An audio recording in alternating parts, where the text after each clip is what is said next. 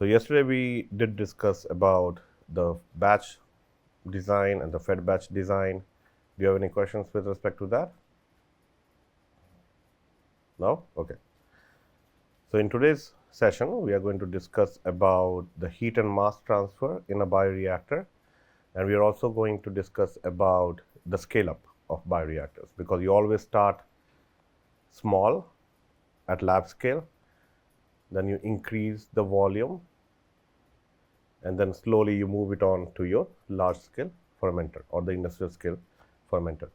So we'll start our conversation today with mass transfer in bioreactors, but before that, I wanted to set up the base with respect to some of the basics of heat and mass transfer. Okay. Now let's start with heat transfer. I'm hoping all of you have had courses in heat transfer. How many modes of heat transfer exist? There are 3 modes. So you have your conduction,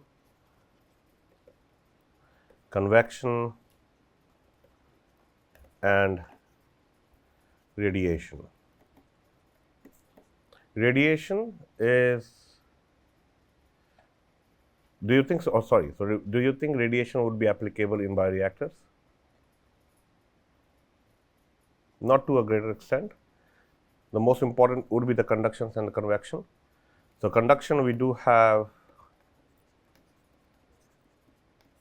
the equation, which is your Fick's law, where your K is your conductivity, the A is your cross sectional area, right? So this is your cross sectional area, and then you have your temperature gradient, dt by dx.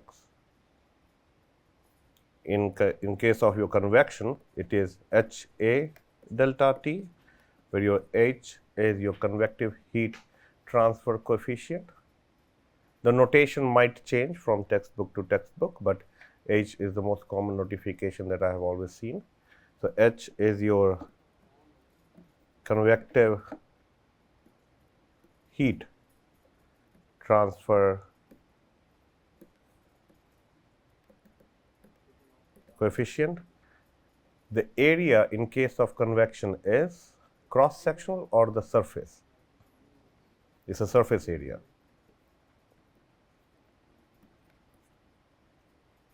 And again, the temperature will be the temperature difference. Now, keeping these are the most basic, right? And after this, we get into the governing equation, where you have your in minus out plus generation is equal to accumulation, right? So the accumulation term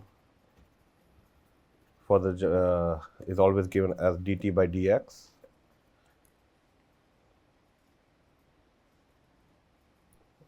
Is it?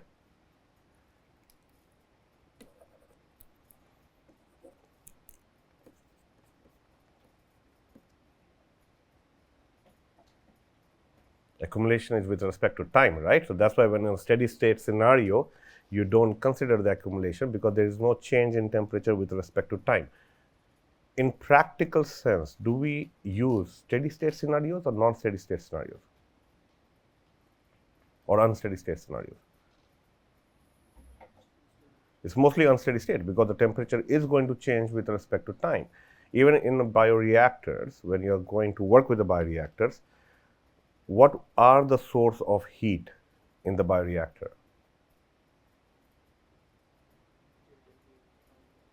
The organisms are one source of heat, right? Because as they are multiplying, as they are going to grow, their metabolic mechanism is working, that is going to generate some amount of heat, right? So that is your generation that gets added in the governing equation, if you remember, for your heat transfer. What else is there with respect to your heat? What adds the heat?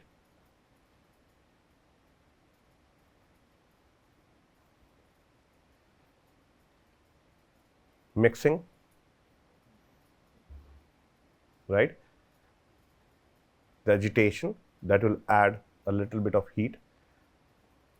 Do you think the amount the amount of heat that is added through the biochemical process, that means the growth of the microorganism, or through agitation, is it very significant? The delta T, is that very significant in case of a bioreactor? It's not very significant. You're right. It's not very significant.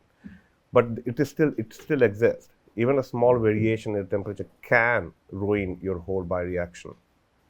So it is very important to understand how the reaction is moving forward, how much of heat is generated from the biochemical process, that means from the cell growth, how much heat is being added through the agitation, and how much heat you are adding to the system. Heat from external sources is mostly used to maintain the temperature, the optimum temperature that is required for the cell growth or for the fermentation process, and it's also used for sterilization. So you can use the steam sterilization to clean your bioreactor at one point of time, right? So even that's one way of transferring the heat, but that is not when you have your material inside. You don't put the steam because otherwise you're going to kill all your microbes. So that's the basics of heat transfer. Sorry, before I move on to the mass transfer, which of the mode of heat transfer is prominent in a bioreactor, convection or conduction? Convection, right? So you'll be dealing with surface area. Majority of the times you'll be dealing with surface area. You're going to see equations such as UA dt, where your U is universal heat transfer coefficient, A is your surface area of the inside of your bioreactor, and the dt would be the temperature gradient. Similarly, you have mass transfer. So what are the different modes of mass transfer?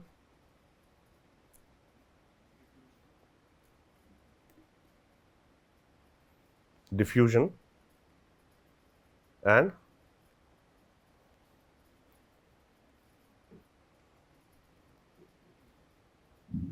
have you heard of the term dispersion? Dispersion is when you have, I call it forced diffusion. And then you have your convection. So you have your diffusion, which is your D. D is the alphabet which is used to denote diffusivity. So dA dC by dx, but it's always like dA to B dC by dx, where your x is the distance that it has diffused, the dC is the change in the concentration or the concentration difference, A is your area. But generally when we are working with mass, we always work with flux. So when we say flux, it's per unit area, we go for that. So that's why you will see d dC by dx, because A would have gone on two sides of the flow to give you the flux. So in case of heat, let's say it's minus Ka dt by dx. Q by A, Q dot is your flux. Heat flow per unit area is going to be your flux. So mass flow per unit area is going to give you your flux. So when we are working with bioreactors, we are working with flux. The dispersion is given as E. Even that equation looks the same. So EA dC by dx or E dC by dx.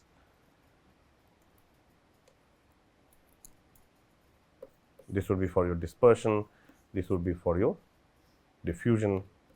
The negative sign is going to say from higher concentration to the lower concentration. For the heat, the negative sign is from higher temperature to the lower temperature. The other is HMA dC or delta C, where your HM is your convective mass transfer coefficient,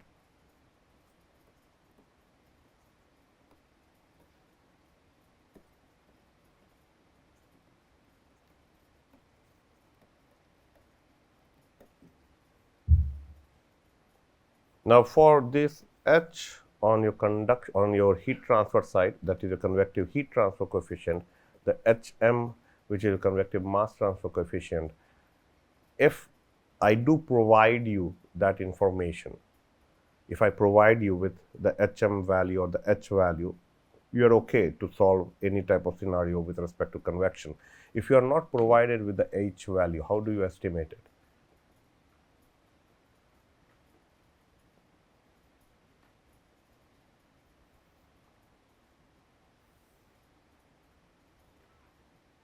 You use equations for Nusselt's number, right, which is a function of Reynolds number and Prandtl number. Same thing in mass transfer, Nusselt's number is called as Sherwood number, which is a function of Reynolds number and Schmidt number.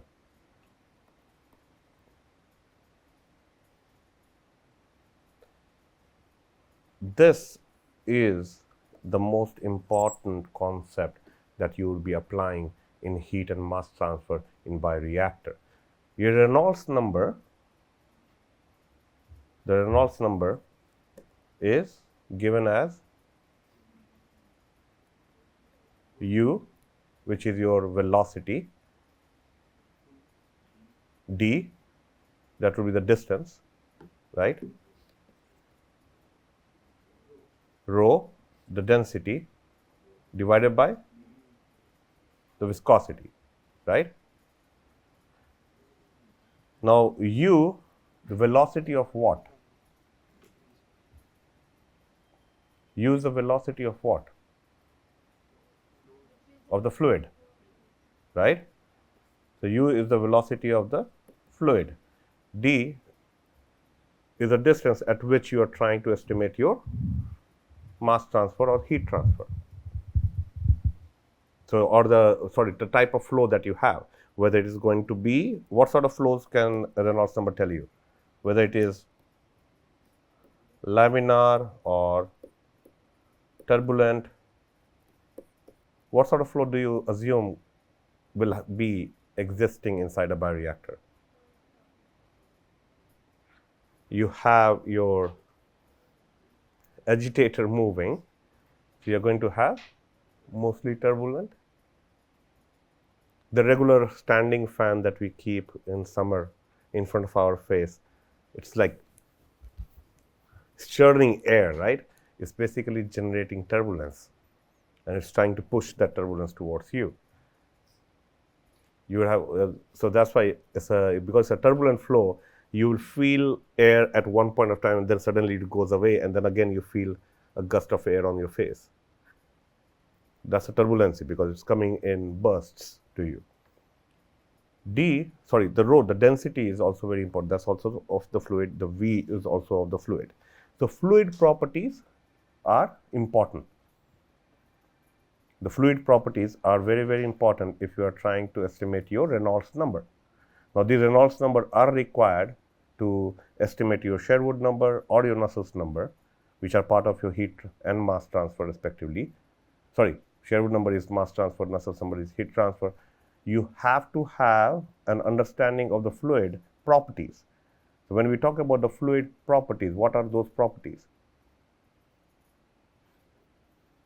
The viscosity, the density. You need to know all of those parameters before you go and start doing the calculations, right? So, estimating those is also an important parameter in terms of assessing the values for your heat and mass transfer. So, the other part is your Prandtl number and Schmidt number. Your Prandtl number depends on what? If you have the mic, if you can answer in that would be great. The Prandtl number would be dependent on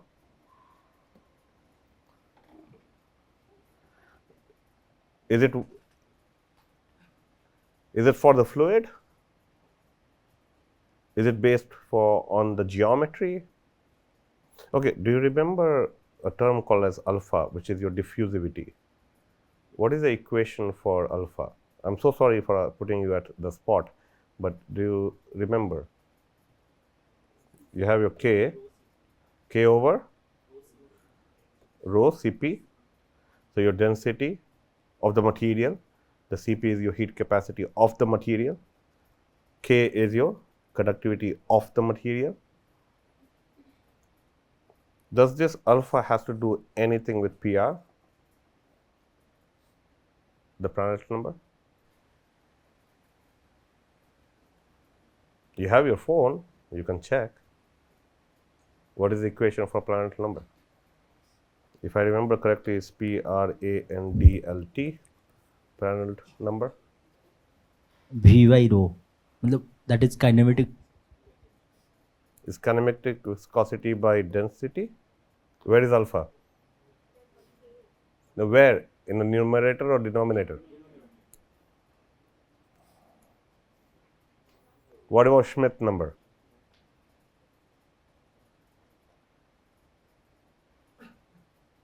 So, your Prandtl number is kinematic viscosity divided by diffusivity, heat. Okay, so what's the value for Schmidt number? See, I learned while teaching my students, undergrads there, that the best way, because you all are so inclined towards your own technology, to make you do the work that I am supposed to do, that is finding it. So give me the value of Schmidt number. V by D is So V by D, kinematic viscosity by diffusivity. diffusivity, right? Is the density term there at all? If you will convert it, is the density. Yes, if you will convert mu upon rho d, Okay. kinematic viscosity will be converted to dynamic. So it's mu upon rho d, right? So that's your Schmidt number. Now the rho, the d is the diffusivity, is the property of the fluid, of the material through which your mass, so whatever material, sorry. So if A is diffusing, right, it is diffusing through, whether it is a fluid or any material, is a property of the material, right? We talk about the diffusivity of a membrane. So it's a property of the material. So the material property comes into picture when you are working with Schmidt number and Prandtl number. Reynolds number provides you the fluid properties. That's why these two are very, very important, and we are going to use them when we get into the heat and mass transfer, proper discussion about the heat and mass transfer in the bioreactor. So I hope this basic refresh of your heat and mass transfer concept are helpful later on. Okay, so mass transfer in bioreactor. So mass is transferred under the influence of concentration gradient. Mass can only move from a higher concentration region to a lower concentration region. In case of a bioreactor, gas liquid mass transfer is extremely important,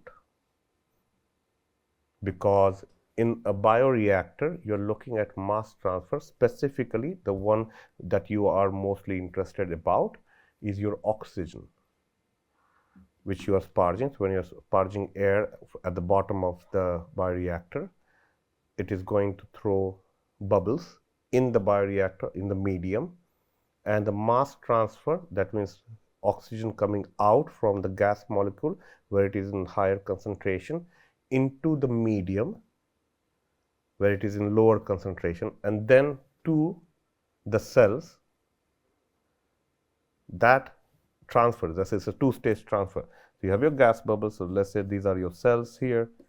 So your oxygen is going to come out of the gas bubble into the medium, and then from the medium it is going to go to your cells. Now if it is a small single cell, the mass transfer would be different. If it is a cluster of cells, the mass transfer is going to be different. So the type of host that you use, the way they grow, or the way you are mixing it, how homogeneous your medium is inside, is going to determine how much of mass transfer of oxygen is going to take place. So this oxygen coming out of the gas bubble if you remember, there were two terms that we came across yesterday. One was OTR and OUR. OTR was oxygen transfer rate, right?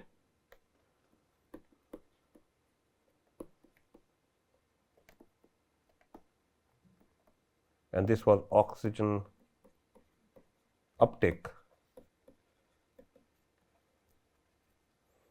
So OTR is basically your this stage. OUR is this stage where the oxygen is being uptake by the cells to grow. Clear? Okay, so in an anaerobic process, oxygen must first be transferred from gas bulk through a series, in an aerobic process, not anaerobic. Anaerobic process, you don't transfer any oxygen. You should have stopped me if I made a mistake. In an aerobic process, oxygen must first be transferred from gas bulk through a series of steps onto the surface of the cell. This is your step. So you have sparged the oxygen. So you have your reactor, you have your sparger, so it's giving out the bubbles here.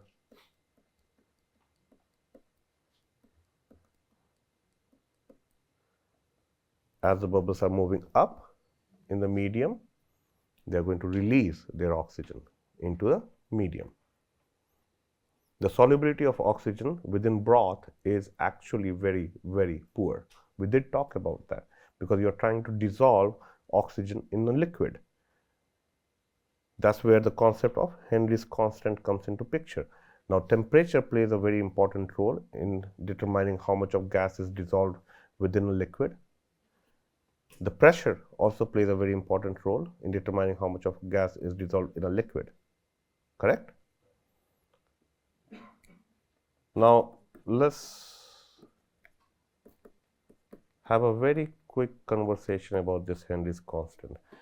What would be the best example in your day-to-day life of Henry's constant?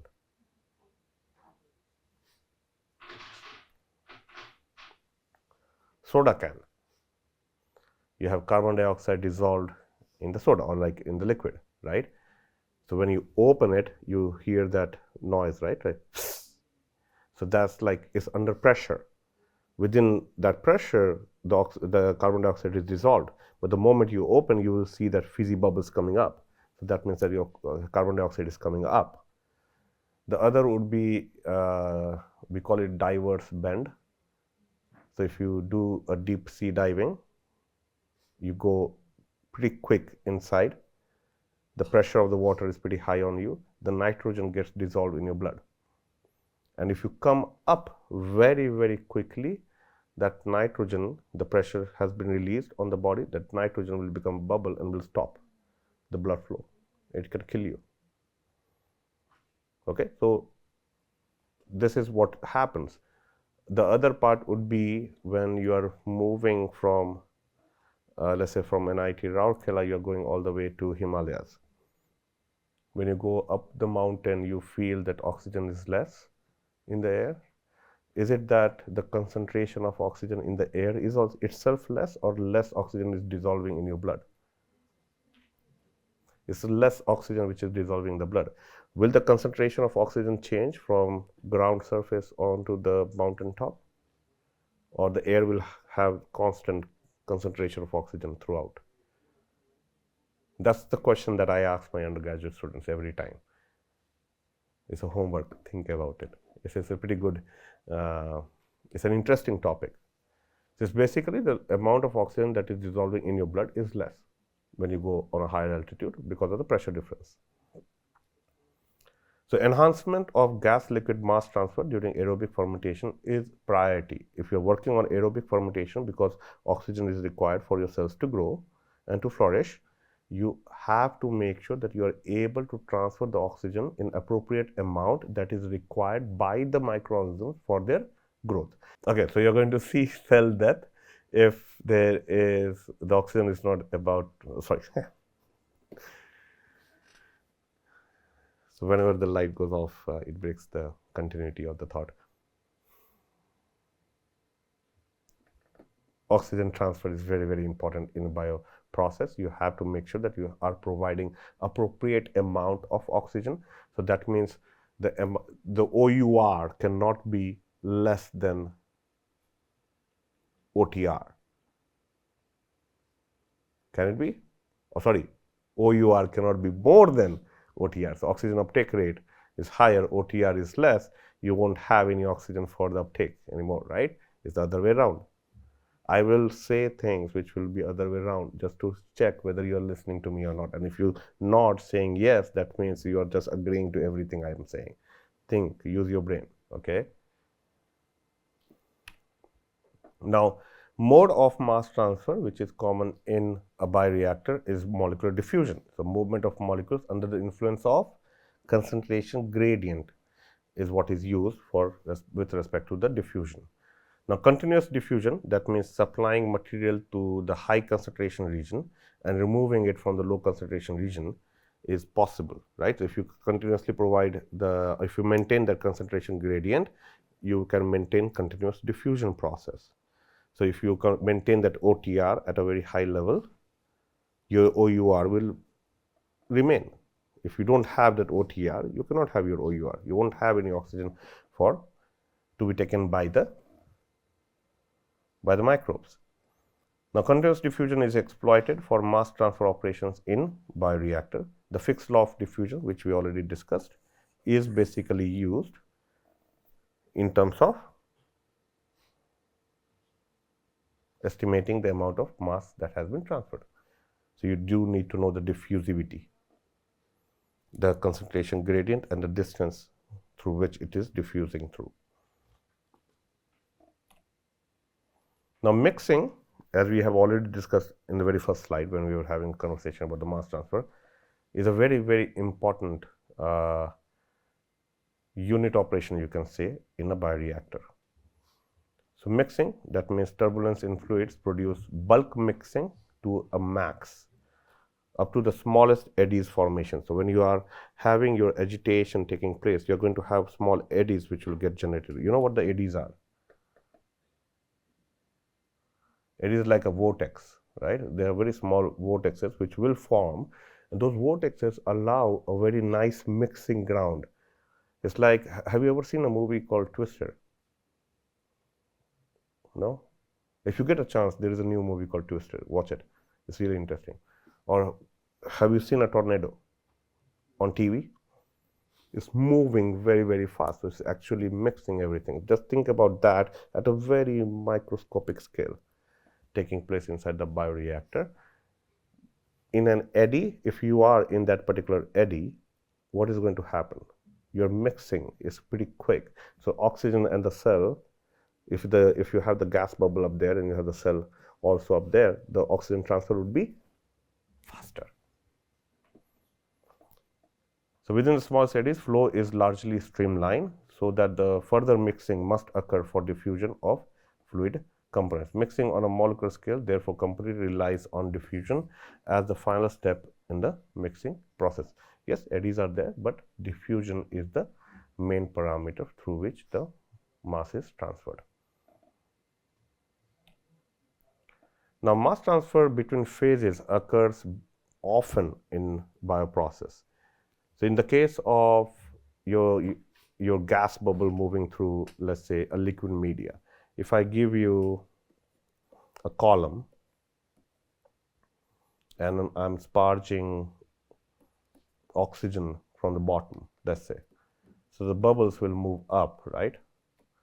And this particular column is filled with water. The bubble is going to move up from bottom, it is going to move up. What will happen to the size of the bubble? Will it increase, decrease? If decrease, why? If increase, why? If you have a fish tank at home or an aquarium, close your eyes, remember how the bubble is moving up in the aquarium. It remains in the same size, or it increases in size or decreases in size? It increases in size as it goes up, right? Why? Because of pressure keeps on decreasing, right, for the depth. And by the moment it has touched up, it has become bigger. Now, oxygen transfer from gas bubbles to the fermentation broth will also follow the same principle. That's why when you are sparging oxygen, the design of the sparger plays a very, very important role.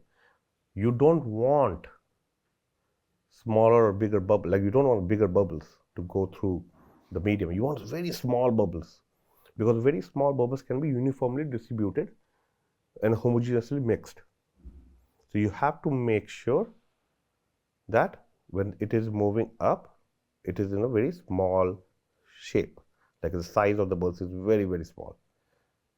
So the design of the sparger itself is a very important parameter in the design of a bioreactor. The other part would be, what are the restrictions, what are the phases that the oxygen has to go through. So oxygen inside the bubble is in the gas phase. Now when you have a bubble, it is inside a liquid media, you have a film that generates at the surface, right? So the oxygen has to come out from the gas bubble, go through this particular film into the, and this film is because of the liquid media, surface tension, right? The bubble is going through the liquid medium, so it's going to have a sort of like a restrictive film across it, which will get generated, and that particular film has to be crossed before the oxygen goes into the medium. This is a very important parameter to look at. Similar type of film does exist on the cell structure itself. So you have now two films through which the oxygen has to go through.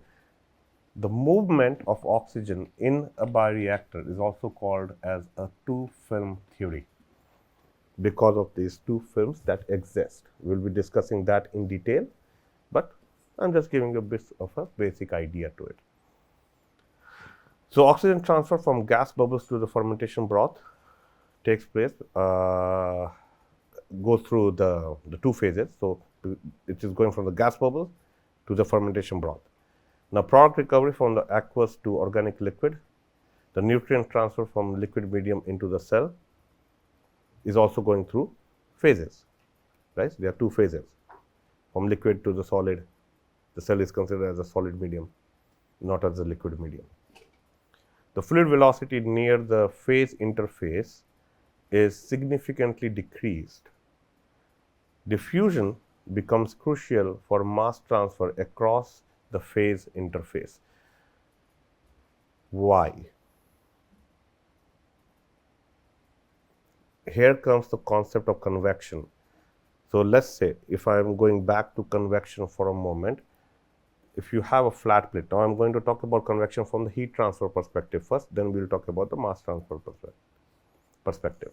So you have a flat plate, the air is going to flow over the surface of this flat plate. It is going to flow in layers, right? That will lead to formation of a velocity boundary layer, right? And a thermal boundary layer, depending upon which particular, whether the plate or the fluid has a higher temperature. So the thermal boundary layer will exist and a velocity boundary layer will exist. Now what is this boundary layer? If you remember correctly, it used to be the 99.9% of the distance at which the fluid will have the same temperature as the surrounding fluid, or the, so if this is at higher temperature, let's say 100 degrees Celsius, this one is at 20 degrees Celsius. What is the temperature at the surface? The plate is at 100 degrees Celsius. The fluid which is moving over the surface of the plate is at 20 degrees Celsius. What is the temperature at the surface?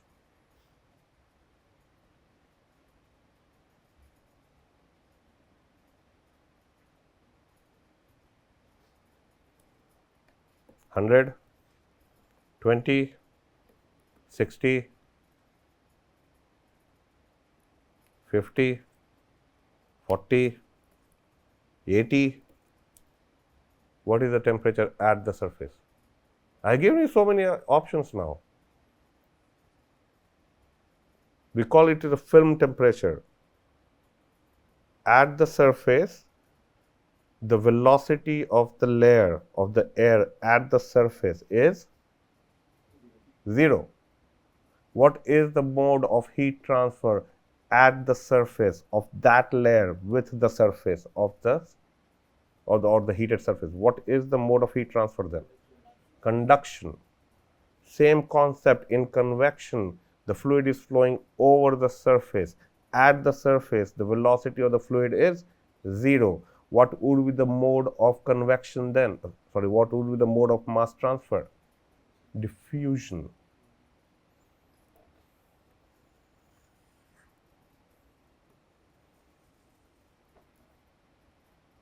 As the bubble is moving up, it's moving up. At the surface, there is that layer through which the diffusion is going to take place. The mode of is convective mass transfer, but it has diffusion at the interface.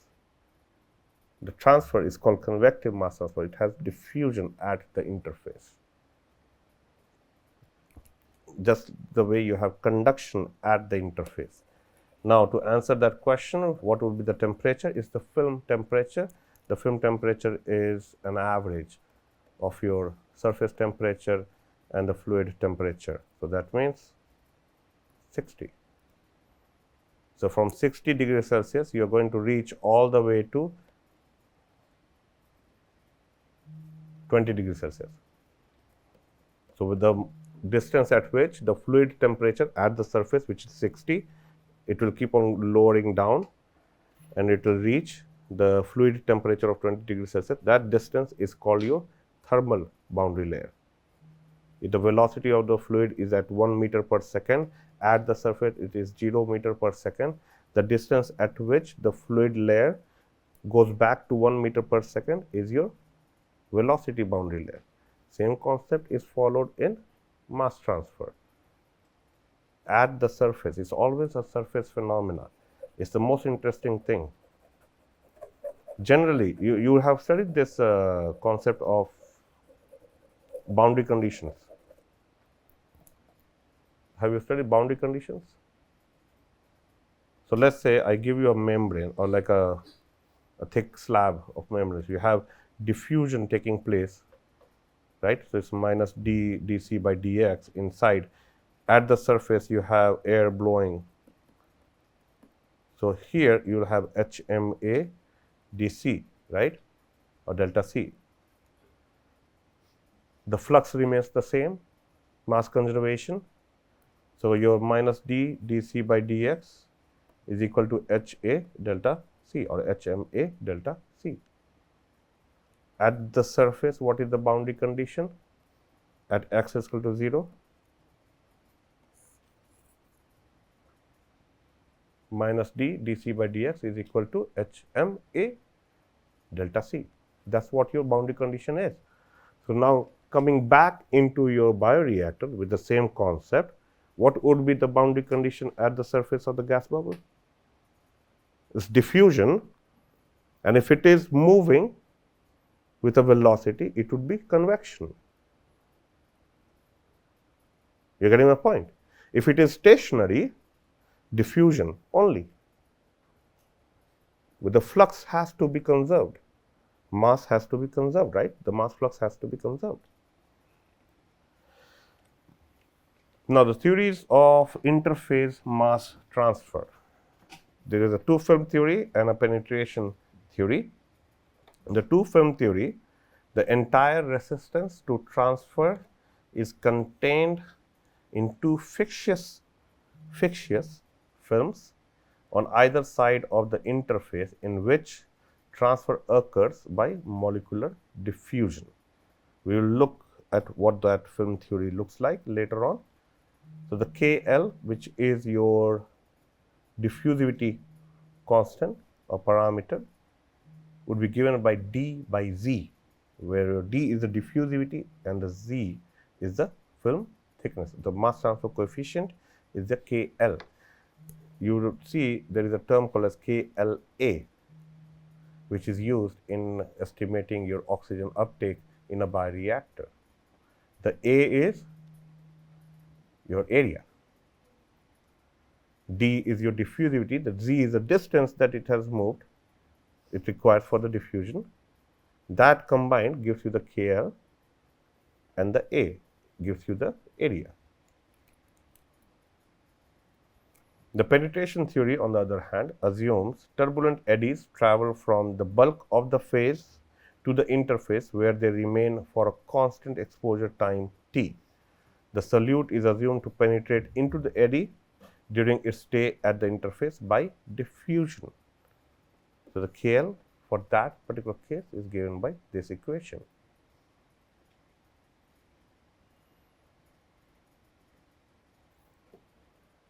Don't get bothered by the equations that much, but understand the conceptual part.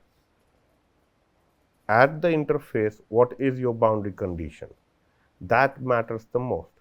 If there is a thick layer at the interface, the diffusion of the gas has to come from inside, which is at highest concentration. It is going to diffuse through that thick layer and into the medium, and then from the medium it is going to go into the cells.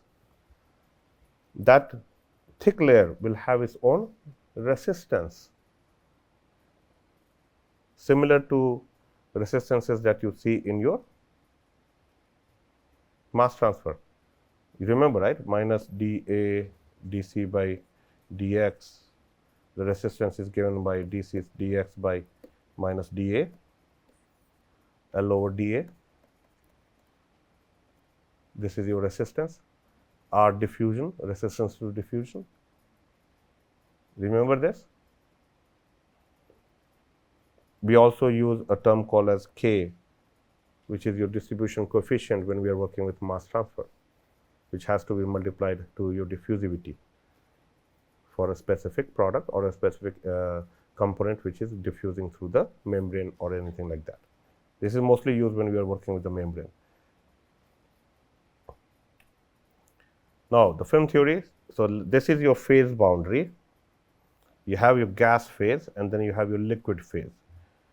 So, the gas phase film resistance, and then you have your liquid phase film resistance. So, the rate of mass transfer is directly proportional to the driving force for transfer, which would be the concentration gradient, because that is the only driving force. If the concentration gradient does not exist, mass does not move. And the available area for the transfer process to take place. Transfer rate is directly proportional to transfer area. The transfer rate is also directly proportional to the driving force. So, driving force is the concentration gradient and the A, the area. This K is your proportionality coefficient. In case of heat transfer, we generally use the K as conductivity, but in this case, we are not going to use it as conductivity, we are going to call it as the mass transfer coefficient. I have used the same as HM before, but I said it is convective mass transfer coefficient. But here we are using it as a K because it's diffusive values. The K is already estimating d by z, right? So, it already has the parameter of diffusivity in it. So, I am not representing it as d, I am representing it as K. This is because of the film theory. The K depends on the boundary layer, the geometry, the flow and the fluid properties. Why?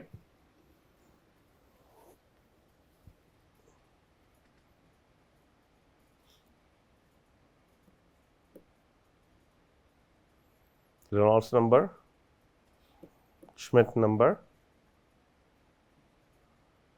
are involved, right? So, Reynolds number is going to give you the require all the fluid properties. If the material is very viscous, what would be the mass transfer? Will it be less? Will it be more? It would be less. Diffusion would be less, right? If it is viscosity is the most important fluid property. Other would be the speed at which the fluid is flowing. That will determine the rate of mass transfer, the value of K. What else can be taken into account? The temperature, the density. Density will define, not the temperature, the density will define. Change in temperature will change the density, but density is the parameter that will define. So, density, viscosity, right? All of these will come into the fluid properties that we are looking at.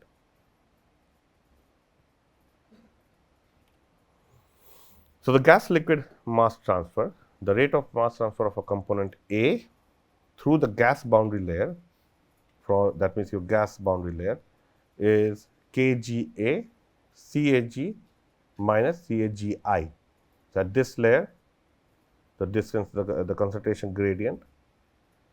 Similarly, for the liquid side, it would be KL CALI minus CAL. So, the thing is, there is always a resistance at the boundary, at the phase, right? So, when you have your concentration coming in, it is at a lower concentration at the surface than the concentration that was there in the bulk. Then from there, when it goes into another phase, there is a drop. Let's say if I use a membrane, there will be a drop in the concentration within the membrane if the concentration on the left hand side of the material is pretty high than on the right hand side. So, there is a drop, because that would be determined by the diffusivity parameter or permeability of that membrane. How much of the material can be diffused through at a given time. If it can only give, let's say, if 10 molecule comes on the one side of the membrane. So, if this is the membrane, 10 molecules have come from the bulk and they are like, hey, I need to go through, I need to go through. But this particular membrane can only allow 2 at a time or 3 at a time. It will only allow 3. So, there would be a dip in the concentration from the surface within it. At this surface, you will have 3. Now, this 3 is still higher than what is present on the right hand side. So, that dip is what you are seeing here. Got the concept? In the most layman way I am trying to explain. There is a dip because of how much can go through at a given time. That is the resistance of the film that will determine. Now, assume equilibrium exists at the interfaces CAGI and CLI can be related. Equilibrium concentration in the gas phase is a linear function of the liquid concentration. The steady state at interface, there is no accumulation of component A.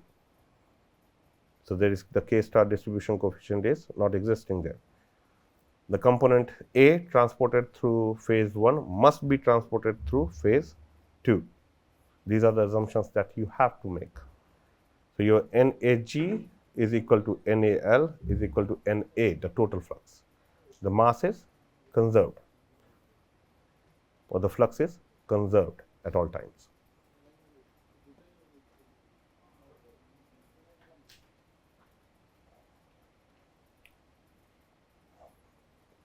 Now, oxygen mass transfer. So, when you multiply equation 2 by m, so your equation 2 is here on the liquid side.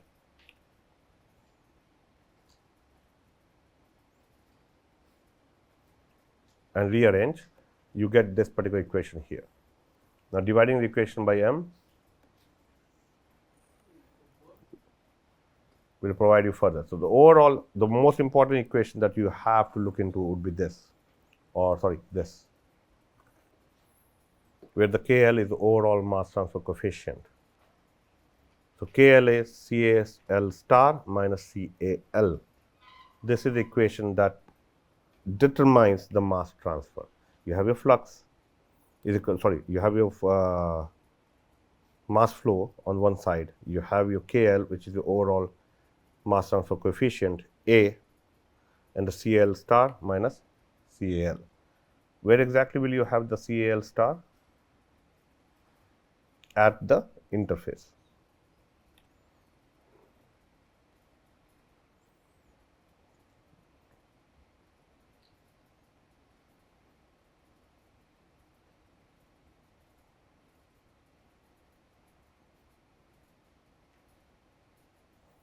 Now, this particular concept that is there. So, liquid phase mass transfer resistance dominates, and the KGA is much larger than the KLA. So, liquid side mass transfer resistance is more as compared to the gas side resistance, which is an obvious thing.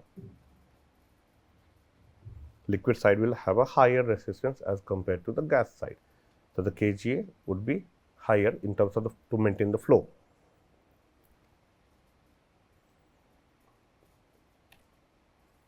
So, the rate of oxygen transfer from gas to liquid is of prime importance in an aerobic fermentation process, because without oxygen the microbes are not going to grow. But understanding how much oxygen is required, the oxygen demand of the microbes will provide you with the information which will make you capable to estimate the flow rate that you will set up, so that your oxygen transfer rate is always higher than the oxygen uptake rate. Can you, so let's say if I give you a bioreactor, you are purging oxygen into it. I ask you to stop it. What will happen? What is the worst case that will happen? Eventually the cells will die, right? But what if you reduce it only for a certain period of time and then again increase it? Will that impact the metabolic pathway of the cells, or what type of product is being formed by the cells? Because for survival, the cells will change their machinery immediately, and then again when they get it, they are going to go into a different mode. So that switching of the mode takes a bit of time. So there is always some products which gets generated during that period. So it's always you have to always make sure for an aerobic fermentation system, you're maintaining the oxygen demand that is required by the fermentation system. Otherwise, the product that you are expecting, the quality of the product that you are expecting might not be there. At high cell densities, oxygen is quickly consumed in an aerobic culture and must be constantly replaced by sparging. The low solubility of oxygen, which is max of 7 to 8 ppm at ambient condition. Now, if you ask me what an ambient condition would be, I will say 25 degrees Celsius. That's what an ambient condition is for us. What would be the ambient condition in a bioreactor?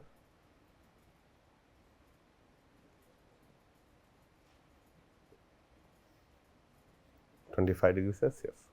The ambient condition is ambient condition. You don't change it. So, the low solubility of oxygen limits the concentration difference, the CAL star by minus CAL, to very small value at all times. What it means is, like, once the oxygen has come out of the bubble, so now once the oxygen has come out of the gas bubble, it has to be in the liquid medium.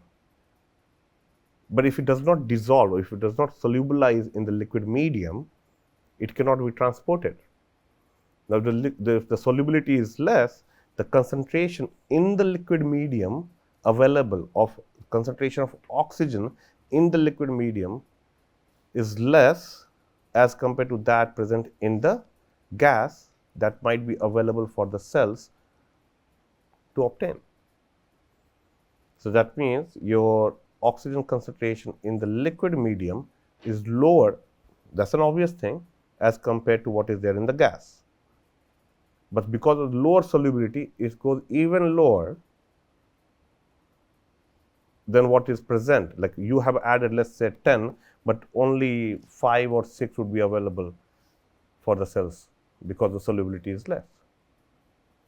Now, solubility depends on the temperature, solubility depends on the pressure, solubility depends on the fluid properties. So, all of those parameters have to be taken into account when you are trying to define how much oxygen would get solubilized.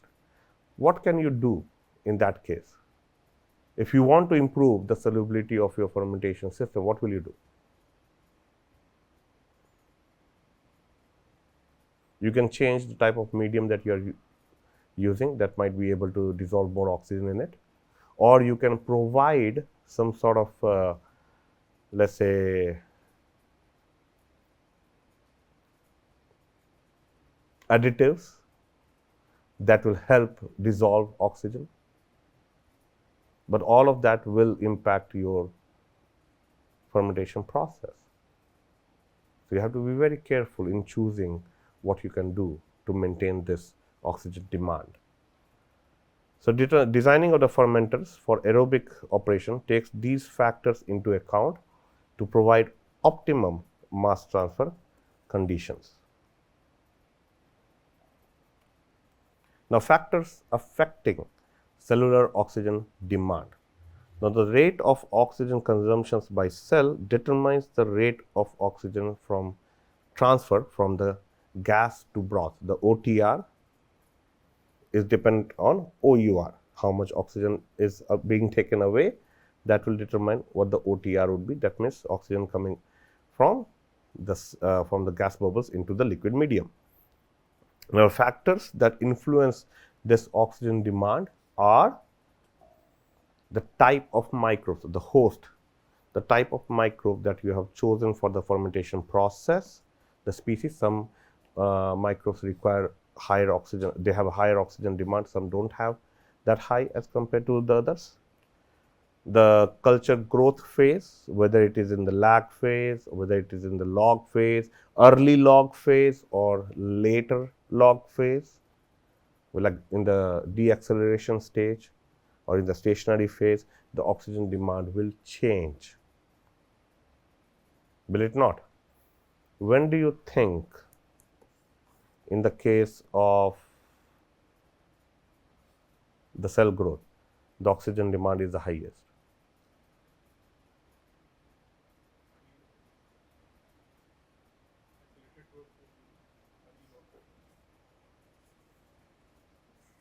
The early growth phase to the exponential phase, as it is being the constant phase where you have the constant growth going up, your oxygen demand is high.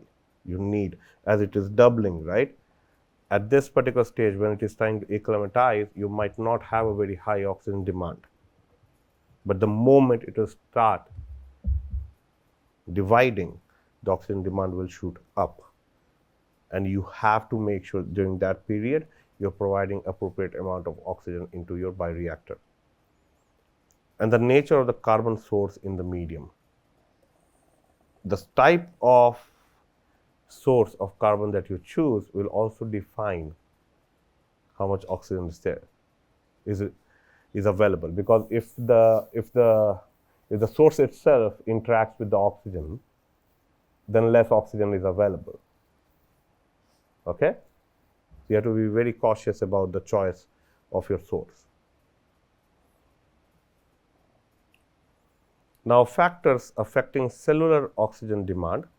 So, in a batch culture, the rate of oxygen uptake varies as the concentration of cells increases during the cultivation period. This means that the rate of oxygen uptake is proportional to the number of cells present. So, as the number of cells will increase, the rate of uptake of oxygen will increase. So, in a batch culture, the rate of oxygen uptake varies as the concentration of cells increases during the cultivation period. So, as you are growing, the bulk of the cell mass keeps on increasing, your oxygen demand will also keep on increasing. Now, the specific oxygen uptake, which is your QO2,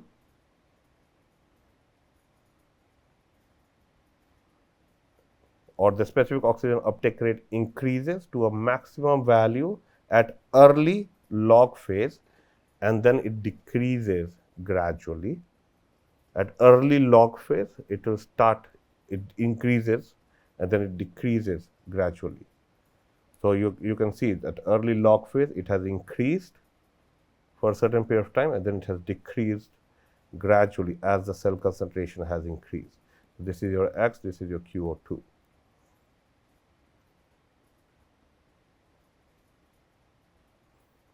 Okay, and now this is where we were talking about the film theories type, right? So, you have the gas liquid interface and the liquid cell interface. So, your OTR is basically the oxygen that is coming out from the gas into the liquid, that is the oxygen transfer rate, and then your OUR is from the liquid, whatever oxygen is being taken away by the cell. Again, the question would be single cells, in a cluster, things will change because this size of this interface will change. Question is this. So, let's say you have a cluster of cells, right? Now, there is this, let's say, a thin layer of interface over. Please excuse my drawing, okay? Please excuse my drawing. Now, this particular cell requires oxygen. Now, the oxygen which is coming in has to pass through the other cells to reach that last cell, right?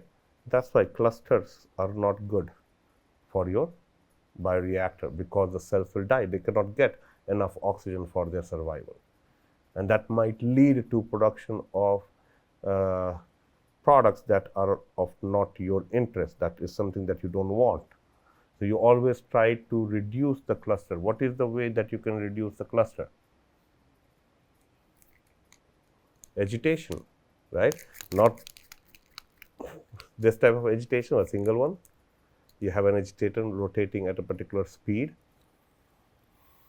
Question here, if I may. So, let's say if I give you a bioreactor,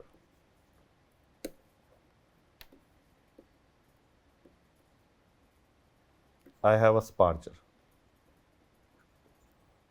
that is pumping. I have set the flow rate of oxygen or the flow rate of the gas through the sparger, let's say, okay. Volumetric flow rate would be like, let's say, 50 ml per liter, like 50 ml of oxygen per liter. I'm just throwing it in. Will the speed of the agitator impact how much oxygen will get dissolved in the water if just the water is here? If I take a dissolved oxygen probe at one end and put it inside of in the fermenter or in the bioreactor, and I change the speed of my agitator, do you think that will change the amount of oxygen that would be present in the water? Because it is going to break the bubbles into smaller bubbles. Diffusion changes. Smaller bubbles will have smaller interface layer, thinner, not smaller, thinner interface layer. So, your mass transfer is higher. Larger the surface area, more the catalysis, we call it, more smaller the bubbles, is much better it is. The easiest example to that would be the taps that you see these days. The old taps were like just the liquid coming out. These current time, the taps, it gives you that sound, shh, and it comes out in like bubbles, like in streamlines, right? It's less water, but it's very streamlined. So, that's why it reduces the amount of water that you are using. Same way, if you streamline, if you basically break all the bubbles into very small bubbles, it will diffuse very easily in the medium. So, agitation does impact the OTR, oxygen transfer rate. It's a very important parameter in that case. And that's why when you're trying to think about scale up from a small scale to a larger scale, you have to maintain that OTR. Depending upon, because larger the fermenter, more the OUR. So, you have to increase your OTR. So, what all you have to increase? You have to increase your agitation system also, and the amount of flow of oxygen, the sparger design, everything will change. That's why scale up is not an easy process. When we are looking at the fermentation, we think about it's a small bottle, I can go to a bigger bottle. It does not replicate just by comparing, okay, in this small bottle I have 2 liters.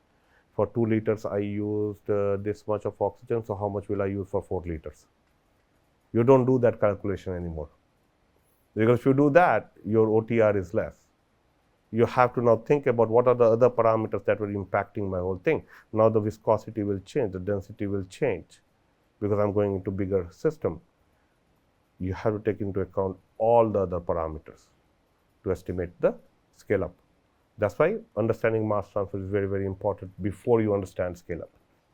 Now, if the QO which is your specific oxygen uptake rate, is the oxygen, sorry, if the QO is the oxygen uptake, the small QO is your specific oxygen uptake rate. If the QO is oxygen uptake rate per volume of the broth and QO is your specific oxygen uptake rate, the equation is your QO divided by X. It has to be with respect to the X to give you your specific oxygen uptake rate. So, total of oxygen uptake rate divided by per unit volume divided by the cell biomass. So, inherent demand of oxygen depends primarily on the biochemical nature of the cell and its nutritional environment. Now, this is also another parameter that has to be taken into account when you are trying to design a particular bioprocess. What it means is that many a times when you are designing a bioprocess, the type of sources you use as your medium source or the nutrient source, how is the bacteria going to utilize it? It's like how much water you're going to drink if you're eating something very, very spicy. It will change the amount of water intake for you depending on the type of food that you're eating, right? Same thing happens with the cells. There's not much of a difference in that sort of concept, but the cell's biochemical pathway will change and the amount of water demand or sorry oxygen demand will also change depending upon the type of carbon source that they are working with. The other aspect would be the environment. Depending on the temperature outside, the temperature of the medium, the cell metabolism might reduce, the cell metabolism might increase, right? Because if the temperature is at its optimum, the cell growth was optimum. The moment we cross that optimum temperature threshold, you remember from yesterday's lecture, the moment we cross this optimum temperature threshold, the cell starts to die. But it will keep on increasing as I'm increasing the temperature. So that means more and more metabolism is taking place, more and more cell mass is growing, my oxygen demand is higher. So the surrounding environmental parameters also impact the amount of oxygen that would be required for the cell to grow. You have to take that into account when you're trying to design your bioreactor again. As the level of dissolved oxygen in the broth falls below a certain point, which is your critical oxygen level, the specific rate of oxygen uptake is also dependent on the oxygen concentration in the broth. So you have to make sure that you have provided enough oxygen beyond the threshold, not less than the threshold, beyond the threshold at all times to maintain enough oxygen in the broth. The broth that we keep on talking about is the medium. You need to maintain enough oxygen in the broth for the cells to grow. It's the same concept again and again. You have to maintain the oxygen, but that maintenance of oxygen depends on the broth parameters, like the type of sugar that you are taking, the species, the cell species that you have inside, the what else? The properties of the fluid that you are using. So to eliminate dissolved oxygen limitations and allow cell metabolism to function at its optimum, the dissolved oxygen concentration at every point in the fermenter must be above the C critical. So you don't want to be below the C critical at any given point as the fermenter is running. Estimation of the C critical is very, very important. How will you estimate this C critical? Just give me an idea on that. How will you estimate the C critical value? Through experimentation. You will try to see the optimum growth, right? You never go to the fermenter directly. You always go to the seed culture. You have a small scale fermentation unit first. That is what you're trying to optimize first, and then only then you go into the industrial scale fermenter. So you try everything there, understanding the relationship between all the process parameters with your cell growth, and only then you replicate that in a large scale fermenter. You can estimate through experimentation. That's the only way you can do it. The exact value of C critical depends on the organism, but under average conditions, operating conditions usually falls between 5 to 10% of air saturation. So other way to circumvent the C critical is pump as much as you can. Just pump as much as you can. But that is going to add to the cost. That's why understanding the C critical is important, because when you are working with precision fermentation, you are always giving every parameter at the precise value, at the specific value, nothing more, nothing less. You're trying to optimize your productivity, right? Improve your productivity with the least amount of resources.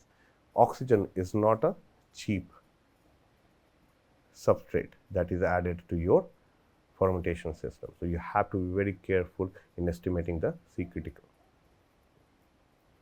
For cells with relatively high C critical level, the task of transferring sufficient oxygen to maintain the concentration on the liquid side, the CAL, greater than the C critical. Now, what is this C critical? C critical is the concentration of oxygen that should be there available for the cells to take, right? So that means I'm not bothered about how much oxygen is there in the bubble.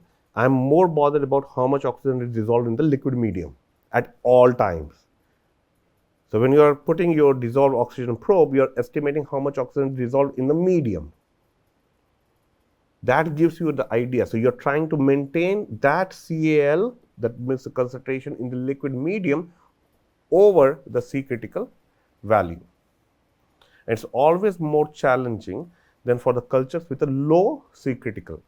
So for cells with relatively high C critical level, the task of transferring sufficient oxygen to maintain CAL is always more challenging than for cultures with low CAL or C critical. Why?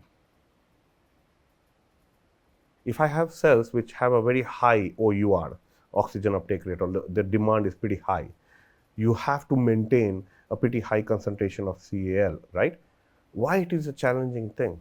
Fluid properties, like how much oxygen can you dissolve? There is a limitation to it, right? You cannot increase the temperature, you cannot change the pressure. What do you change? You change your agitation, you change how much oxygen you are pumping in. Those are the very few parameters that you can actually handle and control. You cannot play with the temperature and pressure that much, because the moment you change the temperature, you're going to change the growth rate. You don't want to go into the thermal rate, thermal death rate for your microbes, right? You want to maintain it below that. But there are only few parameters that are manageable or can be maintained by you. So choosing the right host, which will require less and less oxygen and still give you your product, might be an ideal choice to reduce the overall cost of production. If you're choosing something which is of higher oxygen demand, you have to provide more oxygen at all times, and that is going to increase your production cost. So a lot of parameters gets affected by this. The choice of substrate for the fermentation can also significantly affect your oxygen demand. As glucose is generally consumed more rapidly than other sugars or carbon-containing substrates, rate of oxygen demands are higher when glucose is used. Now you see the relationship between the substrate and the oxygen demand. I'm hungry, or I get to see gulab jamun. I love gulab jamun. I'll eat a lot of it, but I need to drink water too. It all depends on your choices, right? When they are basically consuming glucose, that means your metabolic pathway is consuming glucose continuously. It is going to need, because cells don't say to themselves, you know what, my tummy is full, I'm going to sit now. I don't want that extra glucose right now. I'm good. No, they will continue dividing. They'll continue consuming it. They don't stop like us. They continue consuming it. That creates the situation in which your oxygen is being continuously utilized for the growth of your microbes. So for that, you have to maintain it depending on the choice of the substrate that you have used. You might want to change glucose to galactose or fructose, something which the microbes might not like that much, or the demand of oxygen for the processing of that sugar would be less. So you have to choose the right carbon source for the growth of your microbes. Now the step of transport for the gas of oxygen from the gas bubble to the cell, I have already discussed this a little bit. Let's look at it. So let's say this is your gas bubble inside. This is your gas liquid interface. So at the gas liquid interface, I said that this is an imaginary or line or imaginary thickness or layer which is present, and that oxygen has to cross through this layer, and only then it will reach the cells. So oxygen molecules must overcome a series of transport resistances before being utilized by the cell. What about this cell or the cell here? It might get the oxygen from the other sides, but I'm just saying that there are other cells around here. It's a cluster. It will has to go through now other barriers. So you will keep on increasing the resistance for the oxygen transport. You're going to reduce the amount of oxygen that is going to be transported. The stagnant medium or the stagnant region is the stagnant the film that we have talked about, the two films on the liquid side and on the gas side.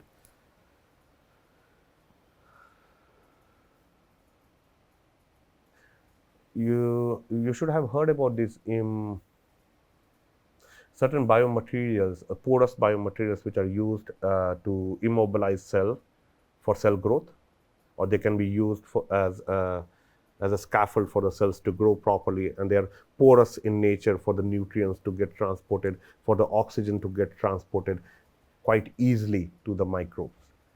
Those are also utilized these days in the fermentation process to improve the amount of oxygen that is transported into the system. It's like it's a very porous media, and the cells are growing on the surface of these pores or on the surface, and then because it's hollow and porous, the liquid medium with the nutrient and the oxygen can go through. The distance that they have to now move for the oxygen transport is less. So that reduces the amount of resistance. It's like, imagine this as a pen, this as a hollow cylinder, but it's a very small section of it. So there is a small hole in the center, okay? And this whole structure, the cylinder part, is porous in nature. The cells will be growing or immobilized on the surface. Am I correct?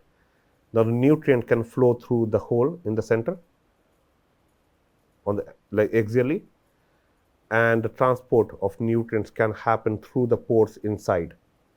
So it's a porous media, the cells are growing on the surface. That is sometimes used for cell culture. Basically, we use that for cell culture. But those type of materials are, or the beads we call them, are generally used in the fermentation system.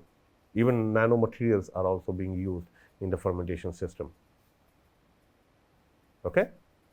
This is just to improve the overall fermentation efficiency. I want more cell mass, but I want to reduce the overall cost. So if I can do that, why not? Okay, so steps for the oxygen transport from gas bubble to the cell. So transfer through the bulk gas phase in the bubble is relatively fast. The gas liquid interface itself contributes negligible resistance. The gas liquid interface is negligible resistance. The liquid film around is a major resistance for the transport. So you have your gas bubble, it has released the oxygen into the liquid, and then it goes towards the cell. That's the major hindrance or the resistance. In a well-mixed fermenter, concentration gradients in the bulk liquid are minimized, and the mass transfer resistance in this region is small. So if you are well mixed, the distance, imagine it this way, the cell cluster is here, the distance of the bubble is not too far, it might be available that the distance, the resistance is less that it has to go through. Single cells are much smaller than the gas bubbles, hence the liquid film surrounding each cell is much thinner than the around the bubbles, and its effects on mass transfer can be neglected completely. If the cells from large clumps, if they form large clumps, liquid film resistance can be significant.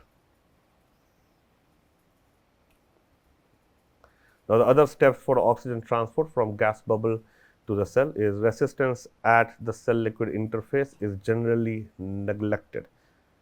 resistance at the cell liquid interface is generally neglected, not the liquid. So, the resistance at the cell and the liquid interface. If this is your cell, the cell and the liquid interface is generally neglected. So, when the cells are in clumps, intraparticle resistance is likely to be significant as oxygen has to diffuse through solid pellets like one cell to another cell to reach the interior cells. The magnitude of this resistance depends on the size of the clumps. Larger the size, more the resistance. Smaller the size, less the resistance. Intercellular oxygen transfer resistance is negligible because of small distance involved. We don't consider the resistance at that time when we are trying to estimate the movement of oxygen, because it's not too, like, what is the size of a microns? So it's not too much of a distance that the oxygen has to get transferred. That's the reason.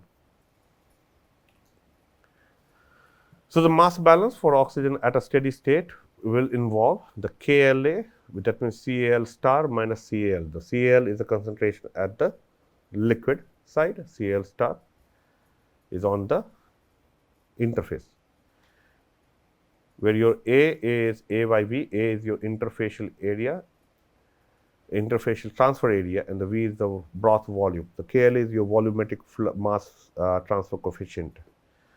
This equation above can be used to predict the effect of CAL to changes in the mass transfer operating conditions.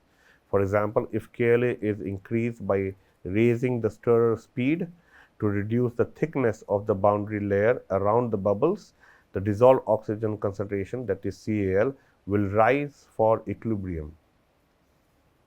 If you can reduce the film resistance thickness, you will have more CAL, more oxygen in the liquid. Similarly, if the rate of oxygen consumption by the cell accelerates while KLA is unaffected, the CAL will decrease. That means the concentration of oxygen on the liquid side will decrease because now uptake has increased. So, you have to maintain CAL. Whatever you do, maintain CAL at all cost above the C critical. Now, the maximum cell concentration that can be supported by the fermenter oxygen transfer system is an important parameter to look at. So, the way we estimate that is, for a given set of operating conditions, the maximum rate of oxygen transfer occurs when the concentration difference driving force, that is CAL star minus CAL, is highest. So, higher the concentration gradient, more the transfer. That is when the concentration of dissolved CAL is 0. That means the concentration gradient would be highest when the CAL is 0.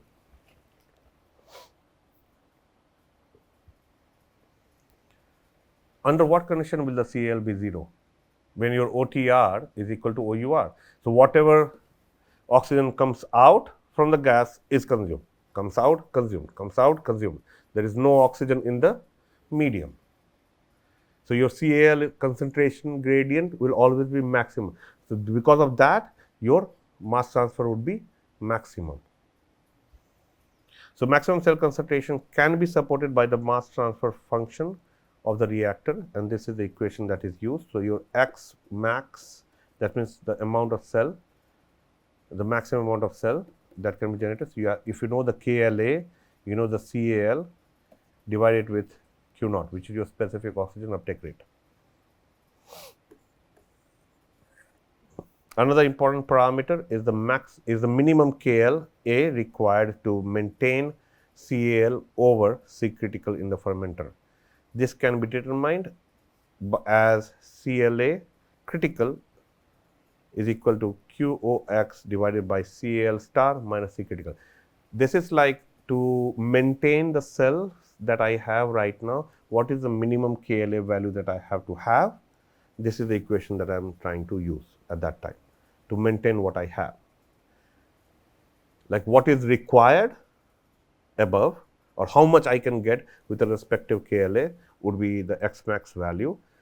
If I know what my X max value is, and I want to know how much KLA I need to have to maintain that X max, is what I will use, the second equation.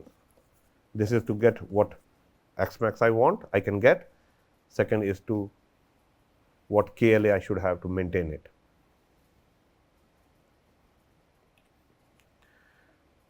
Now, determining the mass transfer coefficient, the KL and A can be calculated using empirical correlations and experimental measurements. Experimental measurements are the most common way of estimating the KLA value. Separate determination of KL and A is tedious. It is convenient to directly evaluate the product KLA. The combined term KLA is referred as a volumetric mass transfer coefficient. The objective of the fermenter design is to maximize oxygen transfer rate with minimum power consumptions necessary to agitate the fluid and also minimum airflow rate. You got the drift? Least amount of airflow, least amount of agitation, but I still want growth. Right? It sounds like industries. I'll give you least amount of money, but I want the product. Right? And so the boss will come and give you the work, and they'll say, look, okay, I'm not going to give you enough salary, but you have to do it. It's exactly like that. So the reasoning for that is because all of the agitation requires power. Power means energy is consumed. Energy is consumed means what amount of money that is you are going to spend on the energy. It becomes an energy intensive process. You don't want it to be. If you're purging in a lot of air inside, you're still spending a lot of money. You don't want that. You want to reduce the overall cost. So the idea is always you want to design a fermenter, you want to make sure that you are going to use the least amount of agitation and the least amount of airflow. So you have to be careful. So what will you do? If I want this, like minimum airflow is required, least amount of agitation is required, what will you do? Whenever we are selecting the media, so the media which having the higher oxygen dissolving property. So you will select a media that already has oxygen. No, which have the higher oxygen dissolving property, because the viscosity matter. The higher oxygen dissolving property, that means it is able to dissolve enough oxygen in it. Yes. Okay, got the idea. But what media will that be? It should be less viscous first of all. It has to be less viscous. Okay. And, what is the best media that we use in the fermenter system? What do you think is the liquid media that generally we use in the fermenter? Water. Water. Right? Water is the only one thing that we use. What other parameter can you change? With lower temperature, the dissolution of carbon dioxide is higher, definitely. Hopefully, okay. Oxygen also higher. So we can control the metabolism of the organism, which can produce maximum yield at a lower temperature, or we can modify the metabolism genetically modify the organism according to. Okay. Now, let me put forward a question to you. So, let's say if your intent for your fermenter is to get the maximum cell density and the cell mass. That means you want to grow and grow and grow and grow and grow as much as you can. Okay. What will happen to your OUR and OTR? Even the oxygen uptake will be more than the oxygen transfer rate. Right. So that means you have to continuously increase your agitation. Yes. Yes. So then again, it is going to increase your cost. What will you do at that time? But your intent is still to get the maximum yield. But your intent is to use the least amount of agitation. So you might want to go for a different type of fermentation system, right? Yes. Rather than going for, let's say, a fed batch or a batch where you have a stirrer. You don't want to use a stirrer. Okay. You can go for a fluidized system.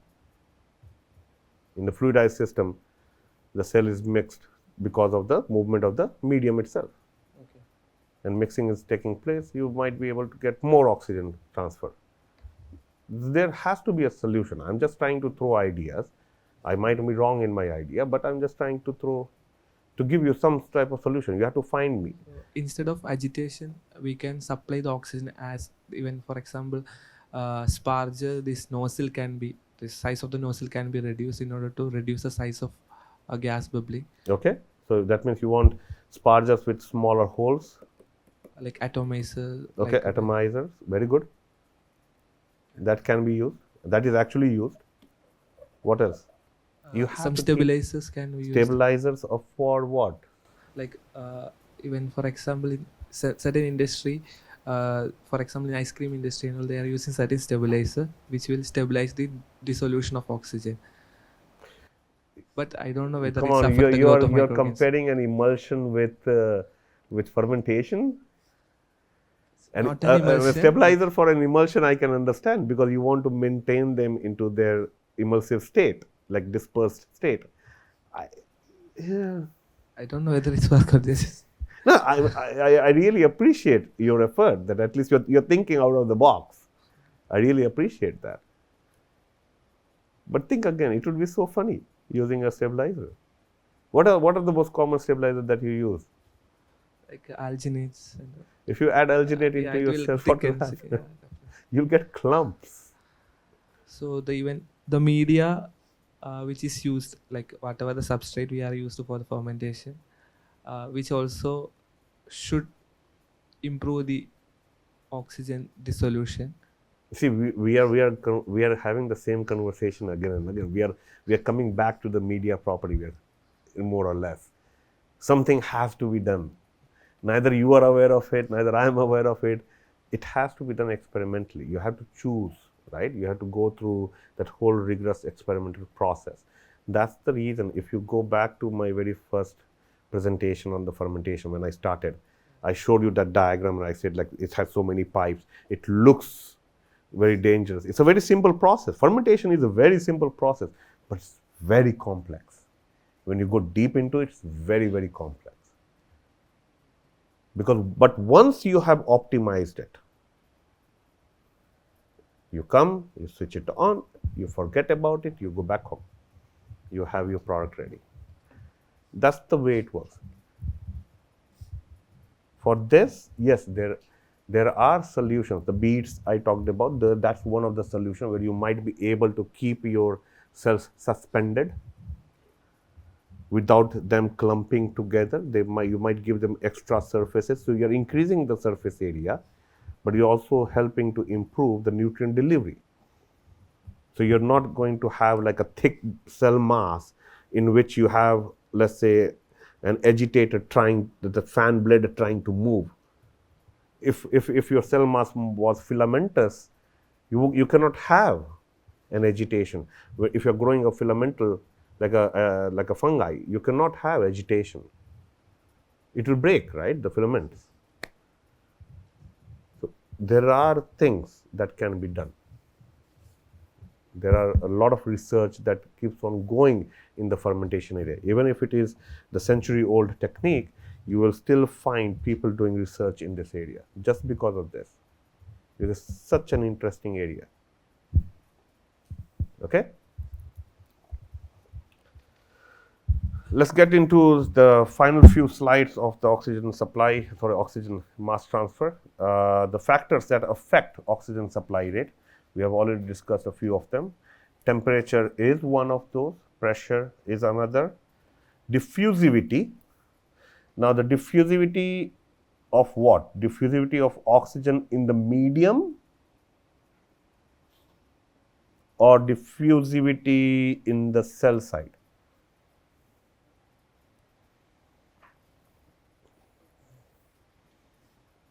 It's all about the CLA, right? In the medium, the diffusivity of oxygen in the medium, the viscosity of the medium, density of the medium, surface tension for the air bubbles. Surface tension will define, if I am correct, the thickness of the film. Presence of surfactants. Surfactants can impact oxygen transfer. The ionic strength, can impact the oxygen transfer. The concentration of solids can impact oxygen transfer. Power input, less power input, that means less agitation, more power input, higher agitation. Aeration rate, higher the aeration rate, you will be maintaining more OTR. Geometry of the bioreactor.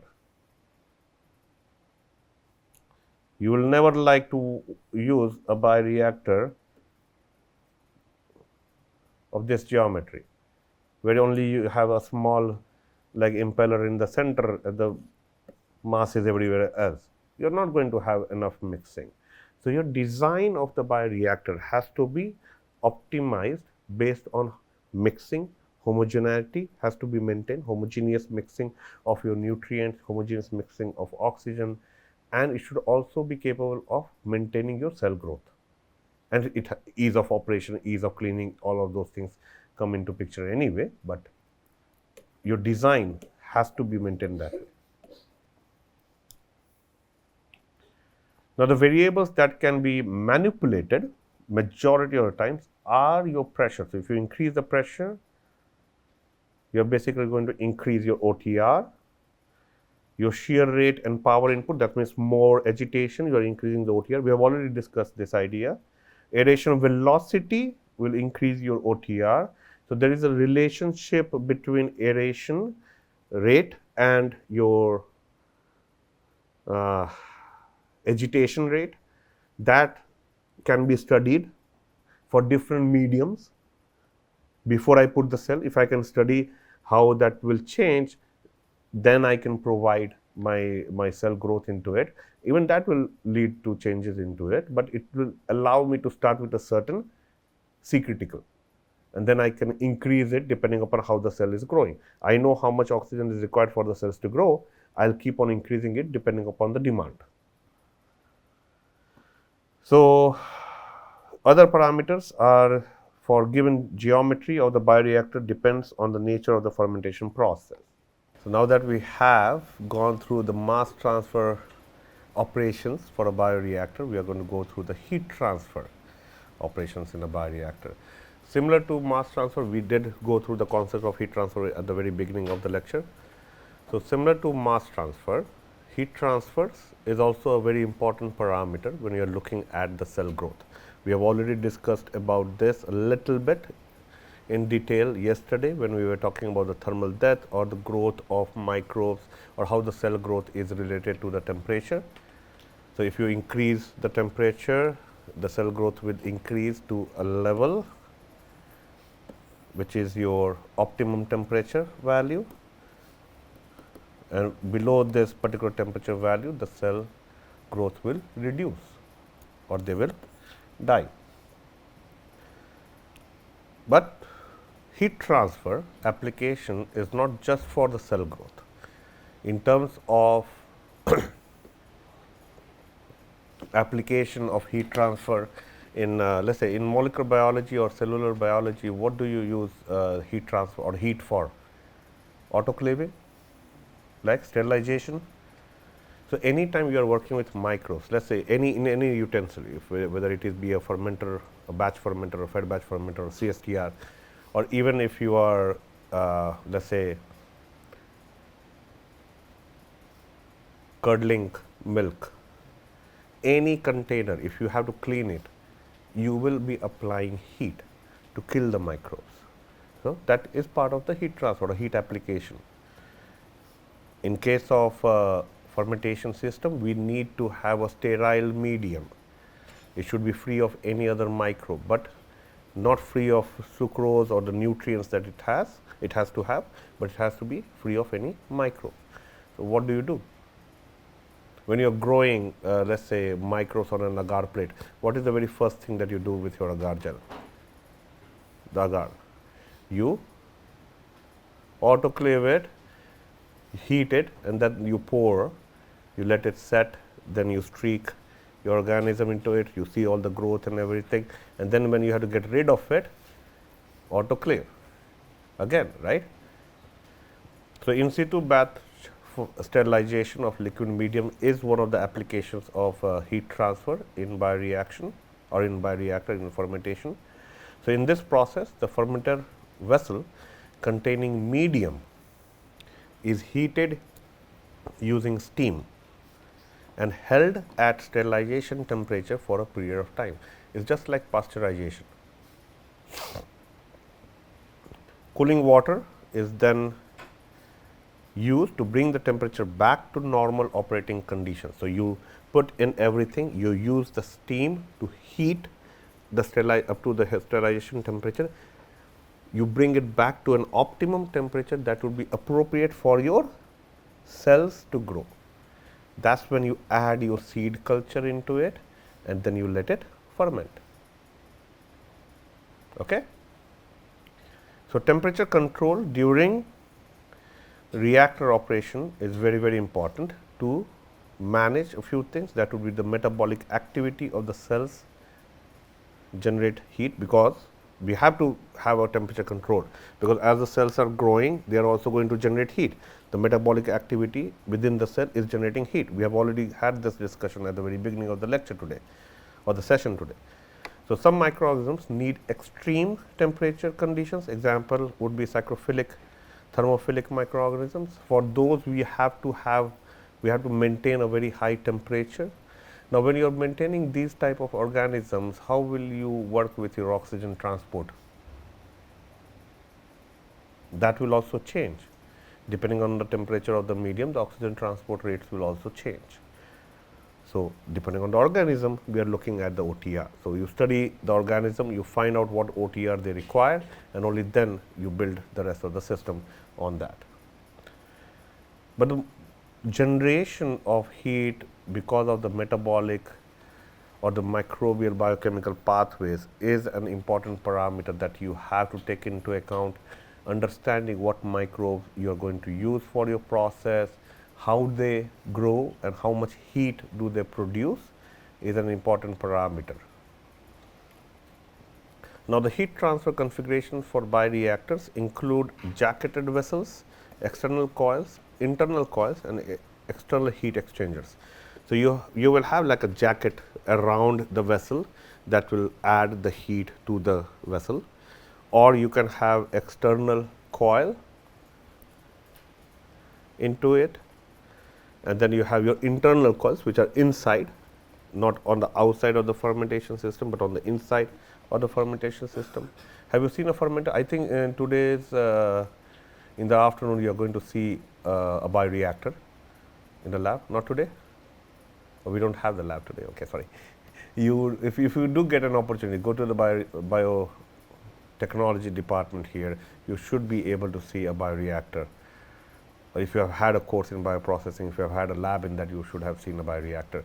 So, if you are using a glass bioreactor, the only way you can provide the temperature is by using a jacket around it, and then that particular jacket has heating elements into it, and then you pass on the heat to the fermentation system. So, you only jacket it to the level that you put in your fluid, so that you are not providing excessive heat just to the fluid that is of your interest. And then you have your external heat exchanger. I always like these external heat exchangers. They remind me of the old way of heating your water in the morning of winter. You switch on and there is a probe that you put in the bucket, and then you let the water heat, take it out. But that can also be used to murder people. So, don't use that. Anyways, so external heat exchangers are also used to maintain the temperature within a fermentation system.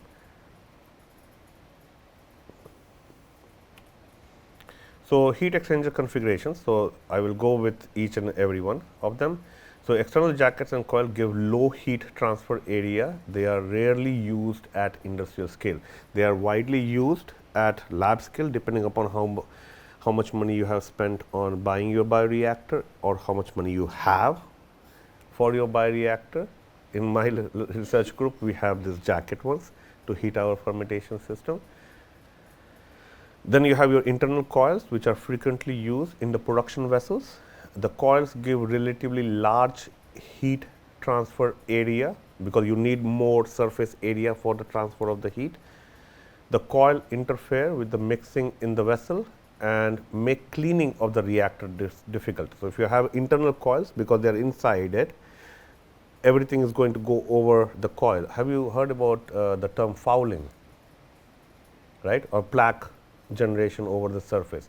So, if the heating elements are not cleaned properly, or the fermenter is not cleaned properly, heat exchange would be impacted. So, design of the heat exchanger, where you have a cross flow, parallel flow heat exchangers, when we go into those type of design, even there you have to take into account the fouling process, right. The other would be the coil interferes, another problem is the growth of cells as film on the heat transfer surfaces. Again, fouling. So, those biofilms that get generated on the heat transfer surfaces. So, you have to make sure that you clean these heat transfer surfaces, to maintain an appropriate heat transfer level. External heat exchanger unit is independent of the reactor, easy to scale up, and provides the best heat transfer capability. Sterility must be maintained. The cells must be able to withstand the shear forces imposed during pumping.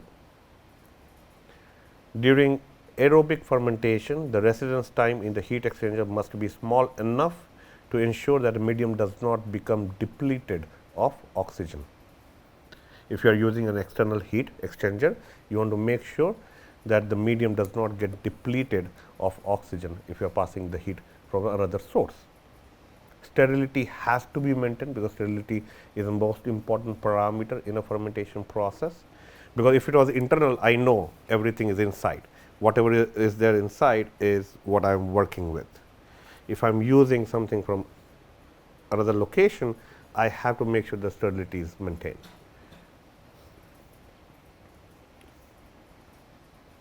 Let's say even if I'm using some sort of like steam to heat my system, if the steam is being produced at a different location and the steam is going to be passed through the pipes, right?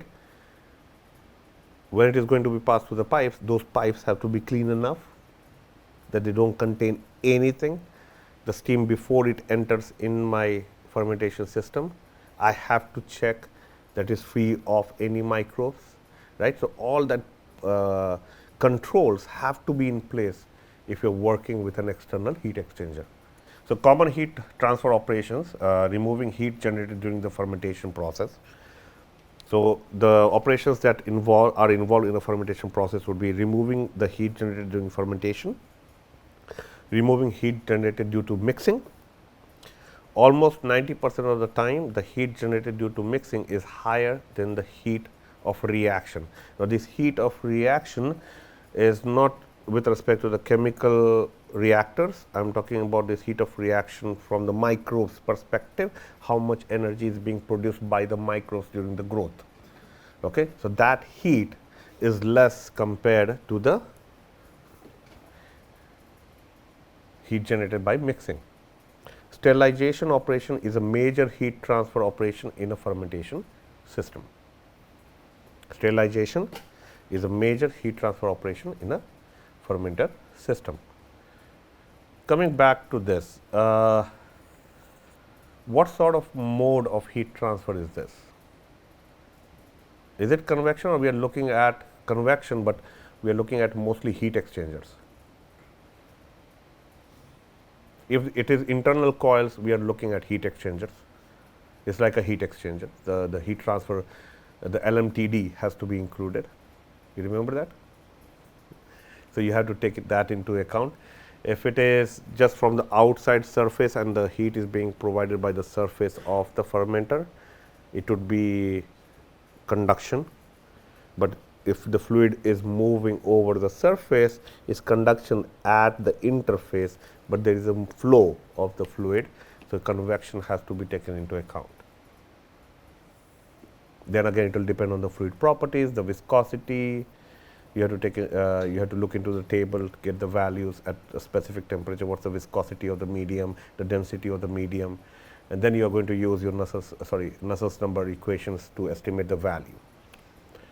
So, microwave growth involves complex network for metabolic reactions. Now, I am talking about the heat generation because of the microbes. So, during cell growth, cell derive energy from catabolic reaction and use them to drive anabolic reactions. Some energy is lost to the surrounding as heat. If the bioreactor temperature is to be maintained, then this heat must be removed. Hence, the first objective is to quantify the heat released due to the growth. So, when you are going into designing a bioreactor, if you have your growth of microbes being, if you are estimating the growth rate, you can also estimate the amount of heat that would be generated by that particular microbes. Once you estimate that value, it becomes easier for you to identify what sources will you choose to remove that heat from the fermentation system. This part is mostly numerical. There are equations that are available to you to do that. I will give you some of the examples, like what would be the heat of combustion for a biomass like kilojoules per kg. If you are looking at an E. coli, you are looking at 23.03 kilojoules per gram. For Candida lipolytica, you are looking at 21.34. So, depending upon different biomasses, you are going to have different heat of combustions. Once you know your heat of combustions, if you do your in minus out plus generation is equal to accumulation, where will this particular value go? The heat generated by the microbes, will that be an in or will that be considered as a generation? In would be anything that you are providing, out is whatever you are taking away, generation can be from the microbes. That will lead to the change in the temperature with respect to time. So, when you do that particular balance, you can take into account all the heat sources which are going to add to the system. Now, because its generation is adding to the system is positive, if it was removal of the heat, there would have been a negative value, right. That is how simple it is. Now, the model equation for the batch system for heat transfer, if you remember, Q is minus K A dt by dx. Now, dx is the distance, dt is the time, or sorry, dt is the temperature difference, dx is the distance. You have to have that gradient. Minus K is your conductivity, sorry, K is your conductivity, A is your cross sectional area. But here you are going to look at the QR value with respect to the microbial growth. So, this is the equation which is used with respect to microbial growth. This QR is for the microbial growth. VL is the volume, okay. Change in biomass concentration with respect to time. dx by dt is your biomass concentration with respect to time. So, I take that into account, the yield, you will be able to estimate how much would be the heat of combustion coming out. So, if you know the heat of combustion, you know the biomass concentration, you can estimate the amount of heat that is coming out for that particular biomass in a given period of time. So, the total heat that has to be removed would be this QR, the heat of combustion or the heat generated by the biomass, and the heat added by mixing. So, Q mixing is the heat generated due to agitation, where we are converting the mechanical energy to the heat energy. Assuming no heat loss to the surrounding, this amount of heat must be removed from the system to maintain constant temperature in the bioreactor. So, if you have a bioreactor, this agitation as it is going around, it is going to generate heat because of the shear stress, right. There is a friction as it is moving through. That heat which is generated my major concerns, this is my own personal opinion to this, my major concern with respect to the agitation has been that it does not generate a very huge amount of heat. Even if you keep on rotating your hand inside the water, you won't be generating a lot of heat. Yes, you will warm it up a little bit, maybe by a degree or two, but even that small degree or two can impact your fermentation process, because it's a very controlled, precise system. So, heat transfer area should be designed accordingly. So, what you are looking for from the Q mixing is the UA delta T. U is your overall heat transfer coefficient, A is your surface area, delta T is the temperature difference. So, the heat accumulation now would be the heat generation minus the heat removed. So, your dT by dt is the term with respect to your accumulation, the Cp is your heat capacity, density and the volume. Then you are looking at the Q and you are looking at the UA delta T. The QR is your for the biomass, you have it for your mixing, you add both of them, you get the value for the total amount of heat that is going to be generated, that needs to be removed. How do you remove heat in a fermentation system? If you are using the internal coil, those are not heated coils. Let us say those coils are hollow tubes and you are passing steam through them. If you pass cold water, you are going to reduce the temperature, right. If you have a jacket, you pass cold water, you are going to reduce the temperature. So, you always use a medium that is able to extract the heat from the medium of the fermentation medium fairly quickly, because you do not want to have spend too much time in that, right. Longer the medium will remain at a higher temperature, it might lose its viability. So, you want to reduce the amount of time that is required for the removal of the heat and reach the optimum temperature that is required for your cells to grow. That balance is very, very important. Okay?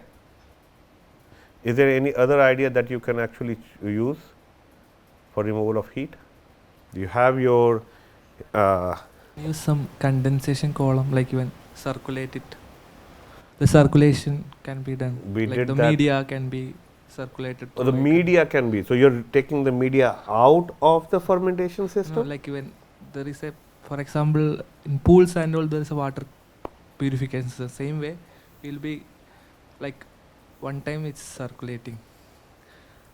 Like there is a pipe should be there from the side and is circulating like. See, you are forgetting two things. So, yes, there is a heat which is being generated by the cell, right? Yes. There is a heat which is generated by the mixing. Now, from where are you actually taking away from this heat? From the surface, right? Yes. You are not taking the heat from inside the broth or the medium. You are taking the heat away from the surface, from this surface. So, if you increase the surface area, you are able to remove more heat. That is one way of doing it, by increasing the surface area. So, baffles sometimes are not only used to get rid of the eddies, but they are also used to increase the overall heat transfer surface area. Question for you in this case, this is just from the conceptual perspective. So, you have your medium. So, heat is going to pass from your medium to your surface, right. That is conduction. So, do you remember the unsteady state heat transfer? In an unsteady state heat transfer, we have something called as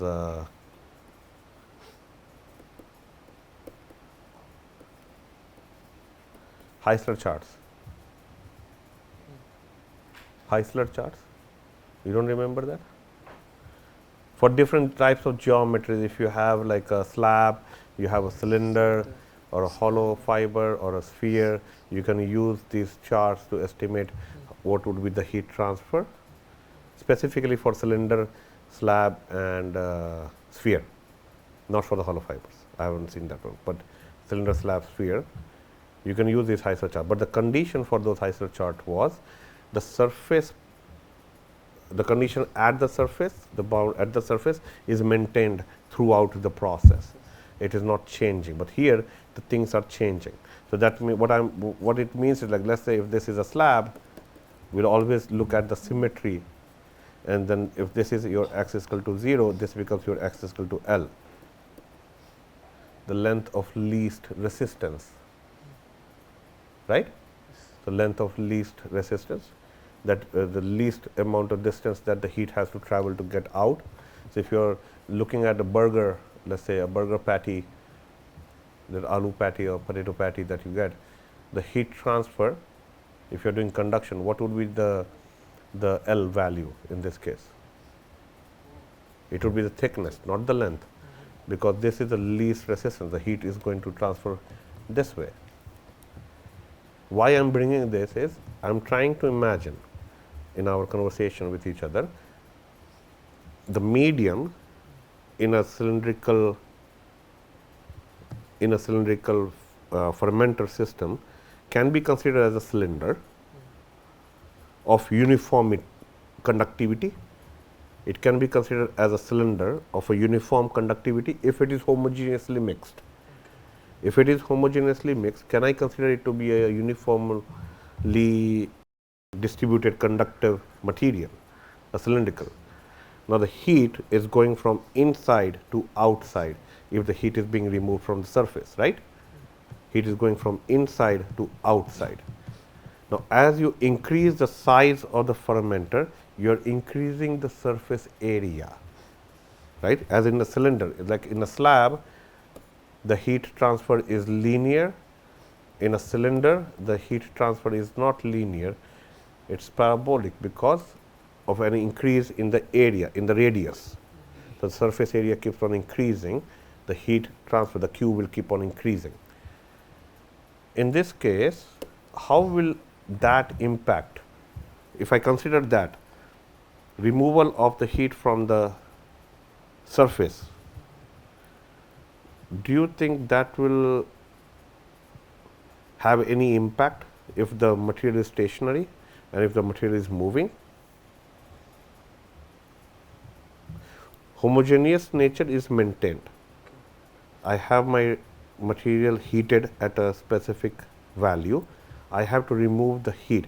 So then it becomes, if I am passing cold water on the surface of the jacket, I am basically doing convection, convective heat transfer removal, right? But that would be from a cylindrical surface. Will it be considered as a forced convection over a cylindrical surface?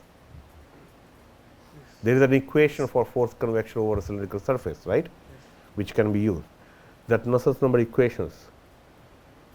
So those Nusselt number equations can be used if you have a defined geometry of your bioreactor.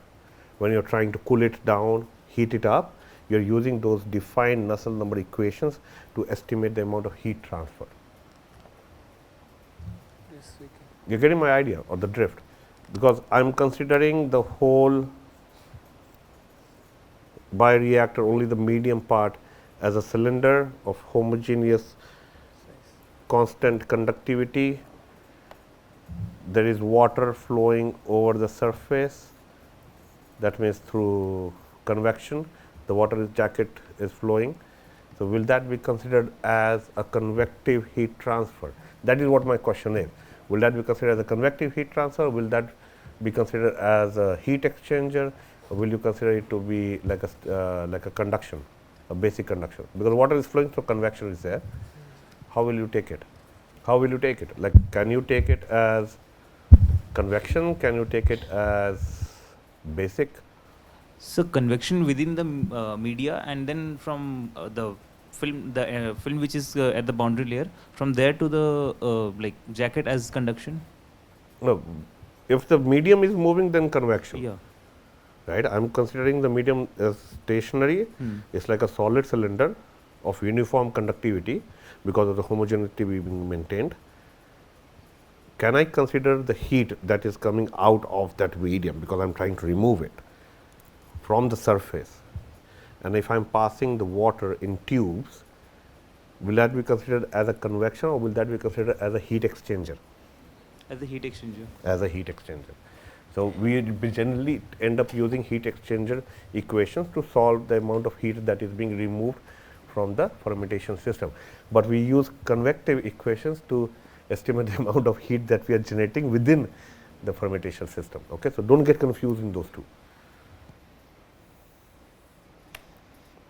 Now, design equation for a continuous system.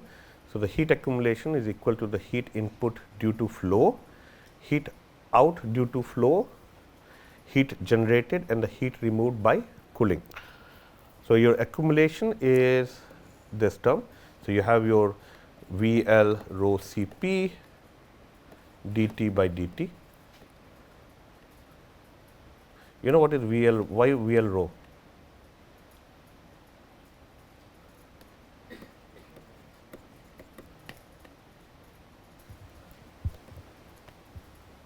Volumetric flow rate, or the MCP delta T. V is, what is mass?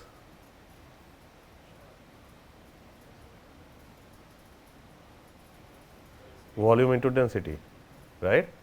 So, you have your volume into density Cp delta T. So, MCP delta T is the amount of heat which is there accumulated within the system. Clear? So, this term is your MCP delta T. Similarly, break it down for yourself. First thing is heat input due to flow. F is your flow, rho Cp. Now, this becomes volumetric flow. F is your volumetric flow. So, that becomes your mass flow rate. This is your heat generated because of biomass. This is the heat added because of mixing. This is the heat being removed. This Tc is the cold temperature, right? It is the heat being removed. UA delta T, U is your overall heat transfer coefficient, but we are looking at it as from conduction perspective or convective perspective. Convection, UA delta T, okay? We are looking from the convection perspective. So, understand, like MCP delta T is the key here. So, do not get confused by the overall these big equations. MCP delta T is what the VL rho Cp is. The volume into density will give you the mass, the Cp, then the delta T. So, model equation should be able to predict what heat transfer area is needed to achieve the required temperature time profile. So, if you are able to identify these equations, once you solve these equations, you will be able to predict what heat transfer area is required or is needed to achieve the required temperature time profile. Okay?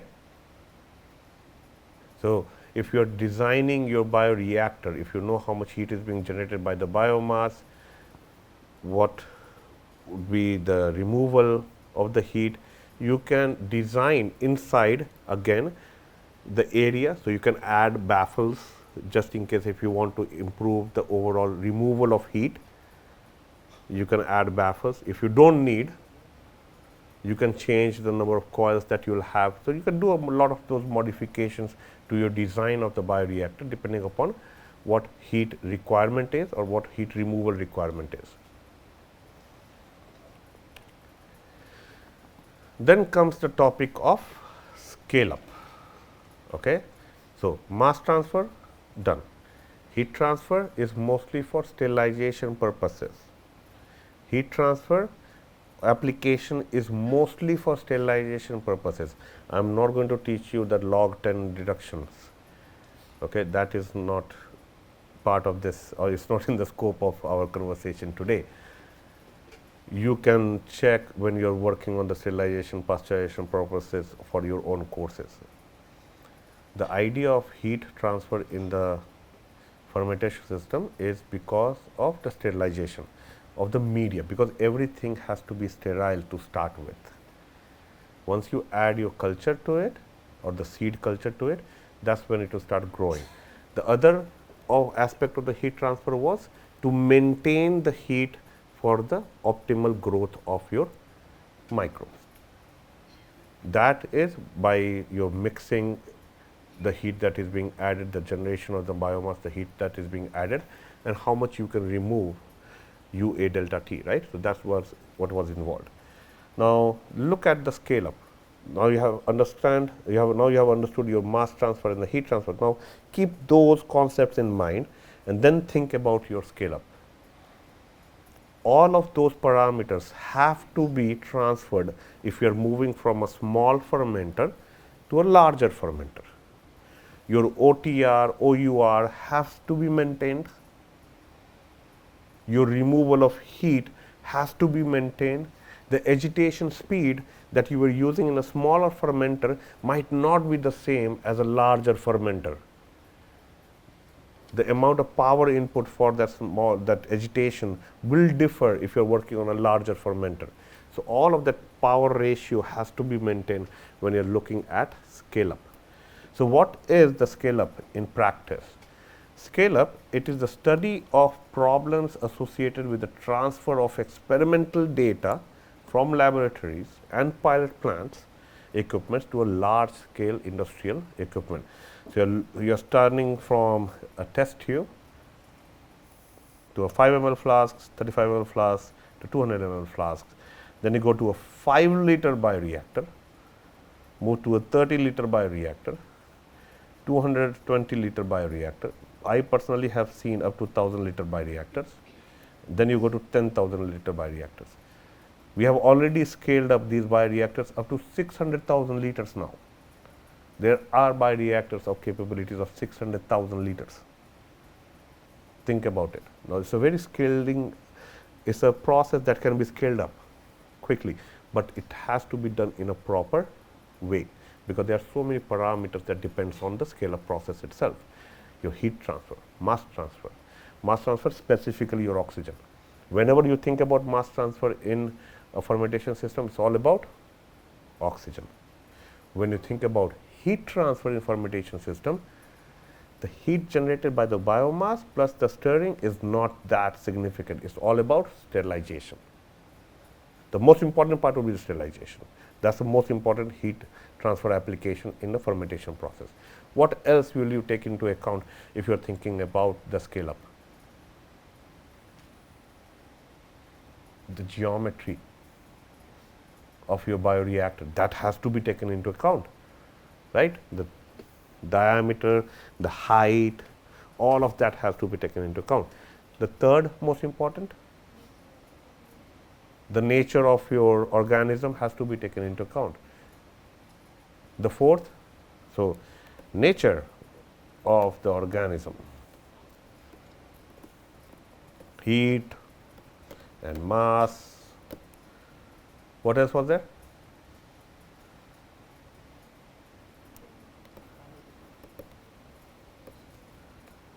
This agitation is going to impact mass, is going to impact heat. What else? Aeration.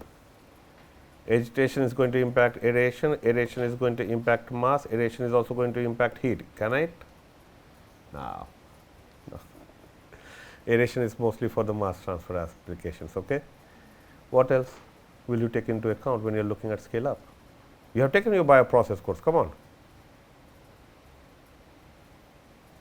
Thinky.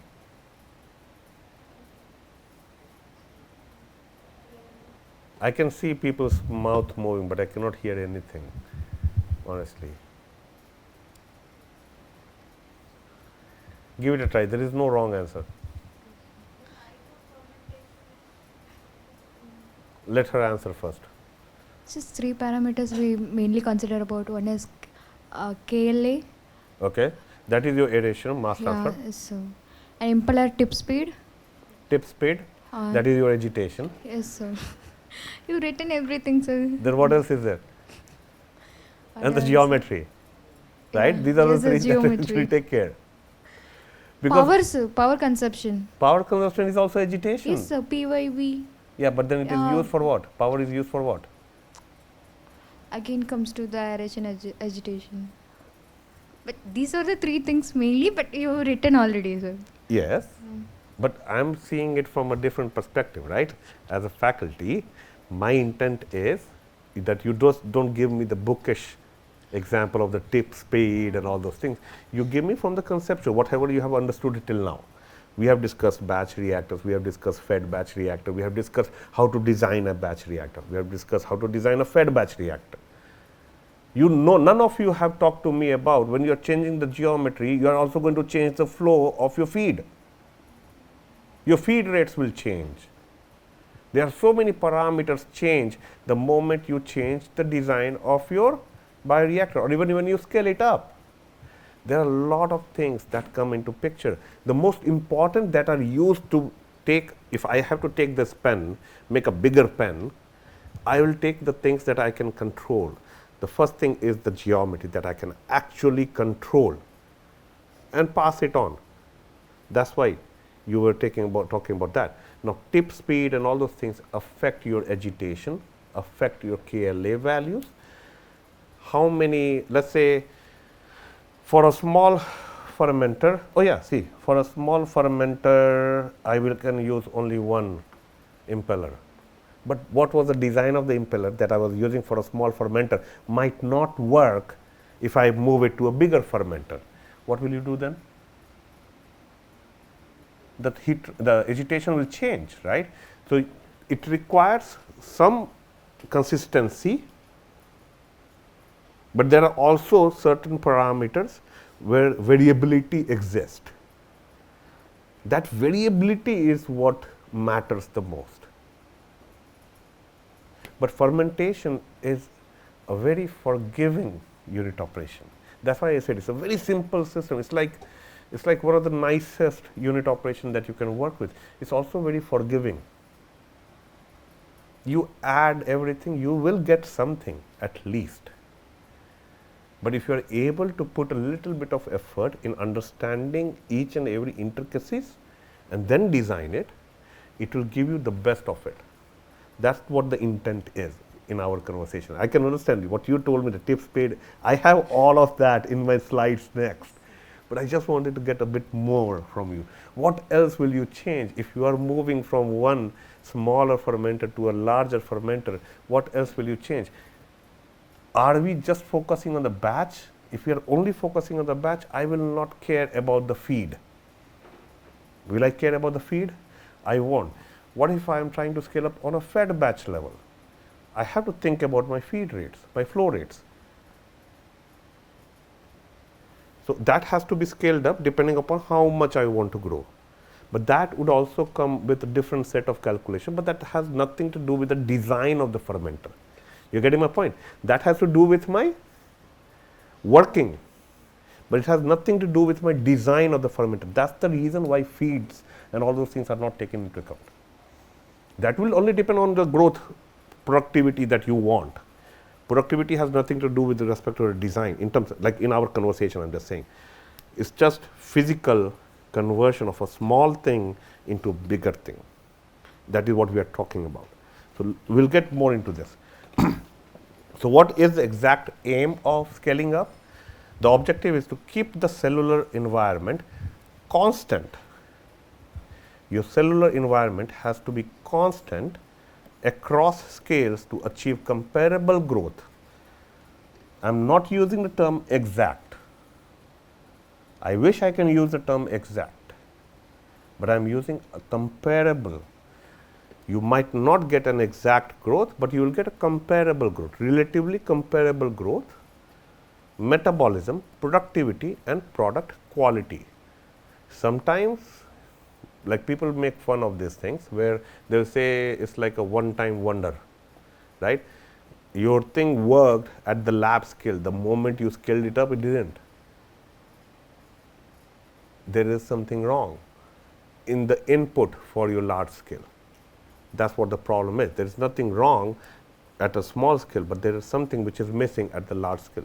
Understanding that from the biochemical perspective, everything will remain the same. It's mostly the physical that thing has changed. From small fermenter, I became a bigger fermenter. That's it. I used to be a thin guy, now I'm a big guy. It changes, but inside, I remain the same. I used to be the same person 10 years back, I am the same person 10 years now, or I will be the same person 10 years after, except I would be much more older, but my body will change. That's what the scale up is all about. Is you are changing the physical aspect, but internal has to be constant. You're trying to maintain it as much as possible. So, which are the most important criteria, similarity criteria? Now, we talked about that, and thank you for bringing all of that answers. So, similarity criteria that you have to maintain would be your mass transport, which is your O2 and the CO2. The CO2 which is being generated has to be removed. Larger the fermenter, more the biomass, more the CO2, more the removal. Larger the fermenter, more the biomass, more the O2, more is required. Mechanical stress on the cells, larger the biomass, bigger the agitators and the impellers, the design of the impellers, more the stress, shear stress. Larger the population, too many people, right? It's just like going in an auto rickshaw or you're going in a crowded bus. Scaled up. Stress, right? From the cell's perspective. Mixing time that would have been required at a small scale would be very different than the mixing time that would be required at a larger scale. So, how quickly can you reach the homogeneous or homogeneity is very, very important when you are trying to do scale up. Now, these are the most important parameters from the industrial perspective. Think about, I am so proud that you all are aware of the basics of scale up. I am really, really proud of that.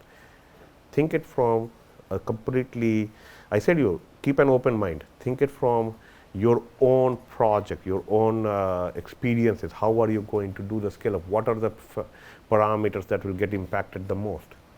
That has to be taken into account. Oh, sorry. Okay. Yeah. So, the scale up principles involve ensuring circulation of nutrients, dissolved gases and removing metabolites is an important in bioreactor. Agitation and aeration allows for the bulk liquid mixing and shear stress. Agitation adds to that. Oxygen transport and PCO2 removal is through the aeration aspect. Mixing is more difficult as scales increases. Mixing does become an issue as the scale increases. So, on the right hand side you can see the process definitions. I will like you all to look at this particular link to get the same graphs that I am using here. So, temperature control. So, temperature is directly related to cell growth and viability. Okay. Then temperature control also regulates the O2 and the CO2 solubilities. Then you have your pressure control. Pressure control basically impacts your CO2 and O2 solubilities, and that impacts your cellular environment. Nutrient addition, your glucose, glutamine and the feed addition. Nutrient concentration, that will impact your cellular environment. If you are looking at the pH, you have your base addition. Now, why do you add a base? To maintain the pH, right? So, now the base, if the base and the substrate will interact or some other combinations get generated, that is going to impact your cellular environment. The one comes here is the focus, the dissolved oxygen control. So, dissolved oxygen control is through agitation, gas flow rates and the sparger type. The type of sparger that you are going to use. At a small scale, I could have had a ring sparger. At a large scale, what will I do? If I have a larger, like as big as this, if I have a larger sparger here, the bubbles are going only in the corner, nothing is going to come in the center. So, I have to design a sparger which is multi-layered, right? So, you have to think about the design from that perspective. Nobody talks about scaling up of a sparger. People are talking about the scaling up of aeration, the O2, but that will lead to the change in the design of the sparger. So, as an engineer, I understand the O2 That what the biochemical guys or biochemical engineer is interested in the O2. He or she will come and say, well, hey bro, I need this. I say, okay, fine, I have to redesign the sparger. As an engineer, I would love to do that. That's my area of interest. How to redesign the sparger to make sure that you are able to maintain the O2 that you require. Now, if the cellular environment is maintained, that will impact your cell growth viabilities, nutrient uptake and waste accumulation. That will also look into your product concentration and the product quality. Maintaining all of this is your primary motive with respect to scale up. Now, determining the derived parameters in reference to those would be you calculate your agitation regime. So, you have to look at your eddy size, the power density, the tip speed, the mixing time, the KLA and the turbulent shear force. Then you calculate. So, once you have estimated, you again calculate your aeration regime. You have your porosity spargers, airflow spargers, oxygen flow spargers. Then you have another second round of porosity spargers or airflow spargers. You have, if you need more, an agitation aeration regime for a targeted scale determination has to be determined depending upon O2, CO2 removal, mixing time, tip speed. These are the main ones.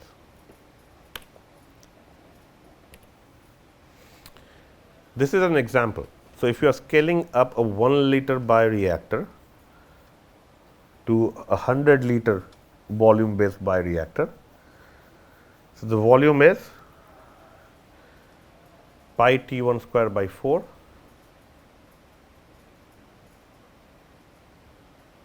So, T1 is your diameter for the smaller one. So, pi d by 4, right, d square by 4. H1 is your height for a small one. So, you are looking at S. This S is the parameter that we use for scale up, or this is also called a scale up parameter from the geometry perspective. So, you are looking at scale up from the diameters of the spargers, of the impeller. You are looking at the diameter of the vessel. You are also looking at the distance of the impeller, the tip of the impeller and the base. Does that impact the speed of the impeller? The distance at which it is placed? That will impact your mixing. That will impact your mixing. So, a single scale ratio S, this is called your single scale ratio S, defines the relative magnitude of all linear dimensions between the large and the small scale. Okay. So, volume 1 is given as this, volume 2 is for the larger one. If you take a ratio of volume 2 and volume 1, the S value for your case should be 100 to the power 1 by 3. If you make it a 10 liter, let us say, every place where you have 100 will become a 10.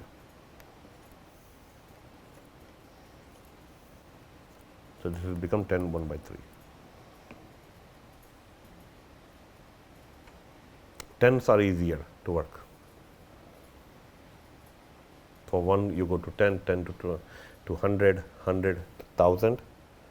An increment of 10 makes your life much more easier.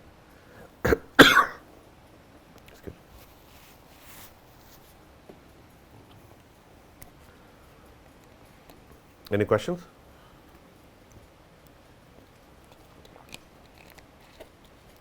No question?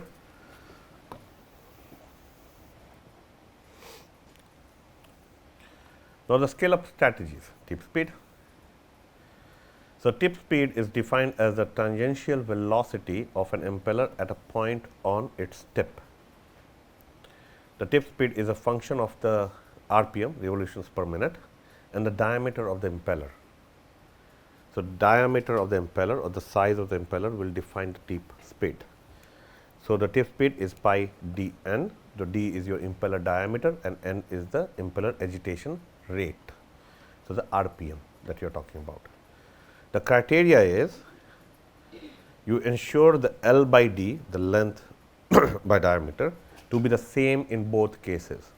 So, L by D in a small scale, L by D in the large scale. The agitators should be identical, should be identical. They might not be identical depending upon how big an agitation system you go to or what type of design you all had before. It does not take into account the impeller design at all. This one does not take into account the impeller design. So, if you have a specific impeller with a twisted hook at one end, you might want to have the same in the other one. Sometimes it is possible, sometimes it is not possible. So, when that happens, you have to redesign your smaller one with a different impeller and then see if that can be used, or you have to compare again. So, you take that twisted one, you still think that it is a flat, and then you use the flat one on the other side and then compare the performance, the productivity. If it is comparable, you are good to go. If it is not comparable, do not go with it. Now, the other scale up strategy involves the power per unit volume, the watt per meter cube. The power per unit volume, sometimes referred to as power density, is the power output for a given volume of culture. So, impeller design, fluid density and the agitation rates are considered in the power per unit volume. So, your NP is the impeller power in number, rho is your fluid density, N3 or N to the power 3, N is your impeller agitation rate, the D is your impeller diameter, the V is the liquid working volume and the P naught is the ungassed power input. This power input is just with respect to aeration or agitation. It is just agitation. Okay, there is no aeration yet, it is just agitation. So, larger the fermenter, larger the agitation system that you use, larger the amount of power that you are going to consume. Redesign it, you might be able to make it cheaper. Questions? Now, shall I continue? The other scale up strategy comes for the KLA. So, she was right, you have KLA, tip speed, power density. I am going to put you on place, do not worry about that. So, tip speed, power density, KLA. KLA is for the aeration. Now, tip speed, power density is mostly for the agitation or the design of the geometry. Tip speed is for with respect to geometry also. Power density is with the impeller, the agitation purpose. KLA is with respect to the oxygen mass transfer coefficient. So, this is a parameter that controls the rate of how oxygen transitions from the gas phase into the liquid phase. The intent is sufficient O or air delivery is required to support cell growth, the metabolic pathways or cell metabolism itself, the protein productions requires oxygen. If you are using the host that requires oxygen. It is also to prevent excessive CO2 in the media which can impact critical performance endpoints. So, physical KLA are determined by various power by volume ratios you can use and the gas flow rates, the VBMs, using the static gassing out method. You know what the static gassing out method is? What is it? You have the mic? Wait, somebody will give you the mic.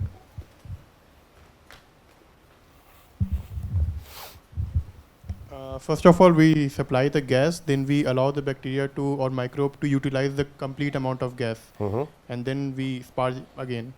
Then we know how much gas was utilized. Okay. Now, there are different methods to measure the KLA. One method I remember is you estimate the amount of oxygen that is there at the beginning of the fermenter as you are passing in, and then you measure how much is coming out. So, that will give you the difference of how much oxygen is required.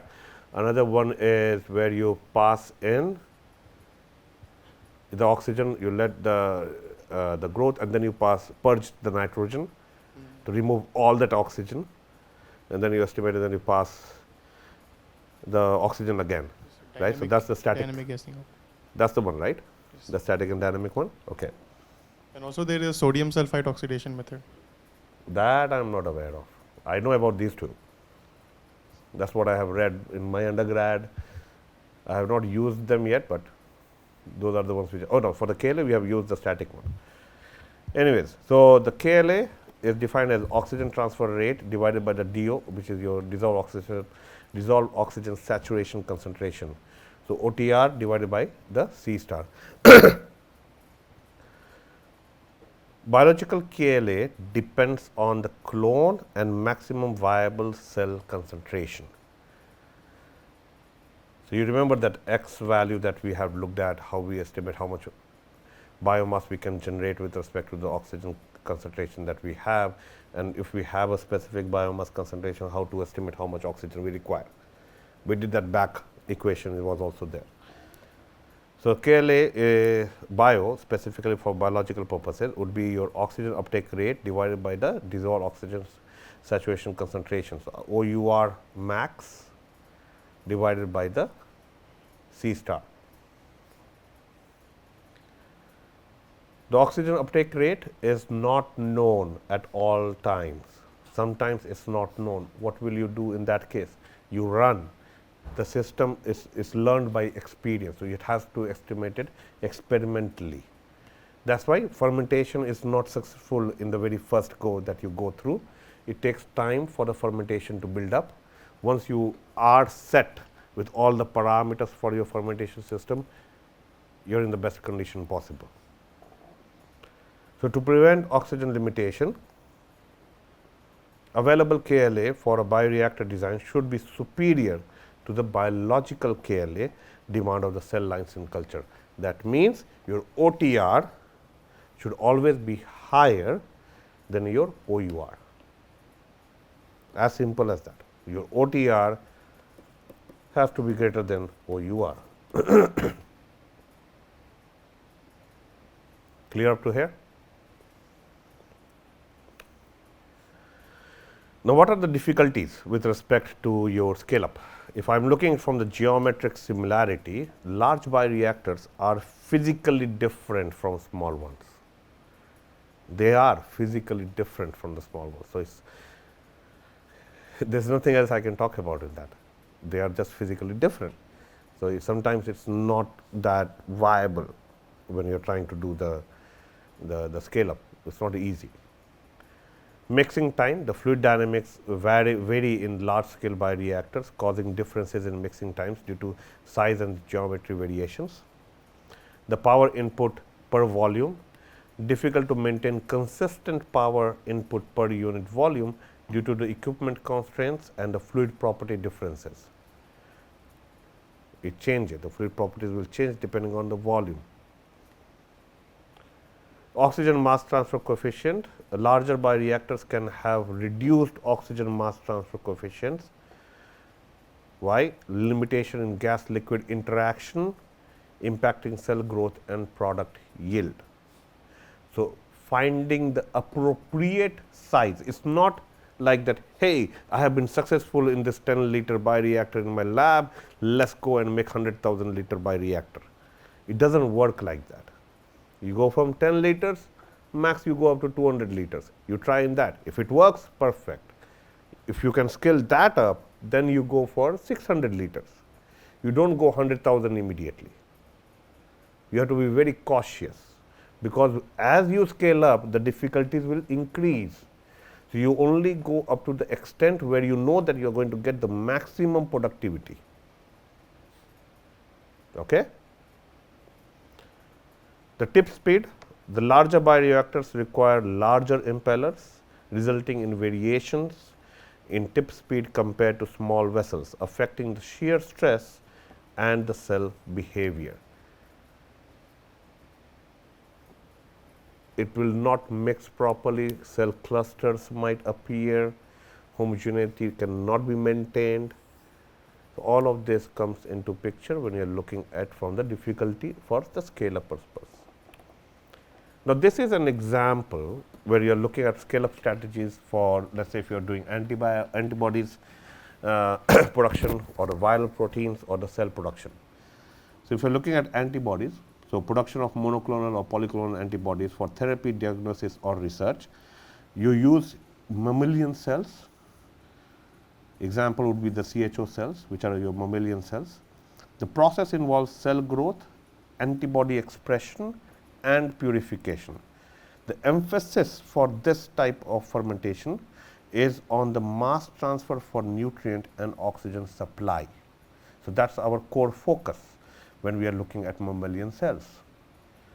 Shear force management to protect fragile antibody producing cells.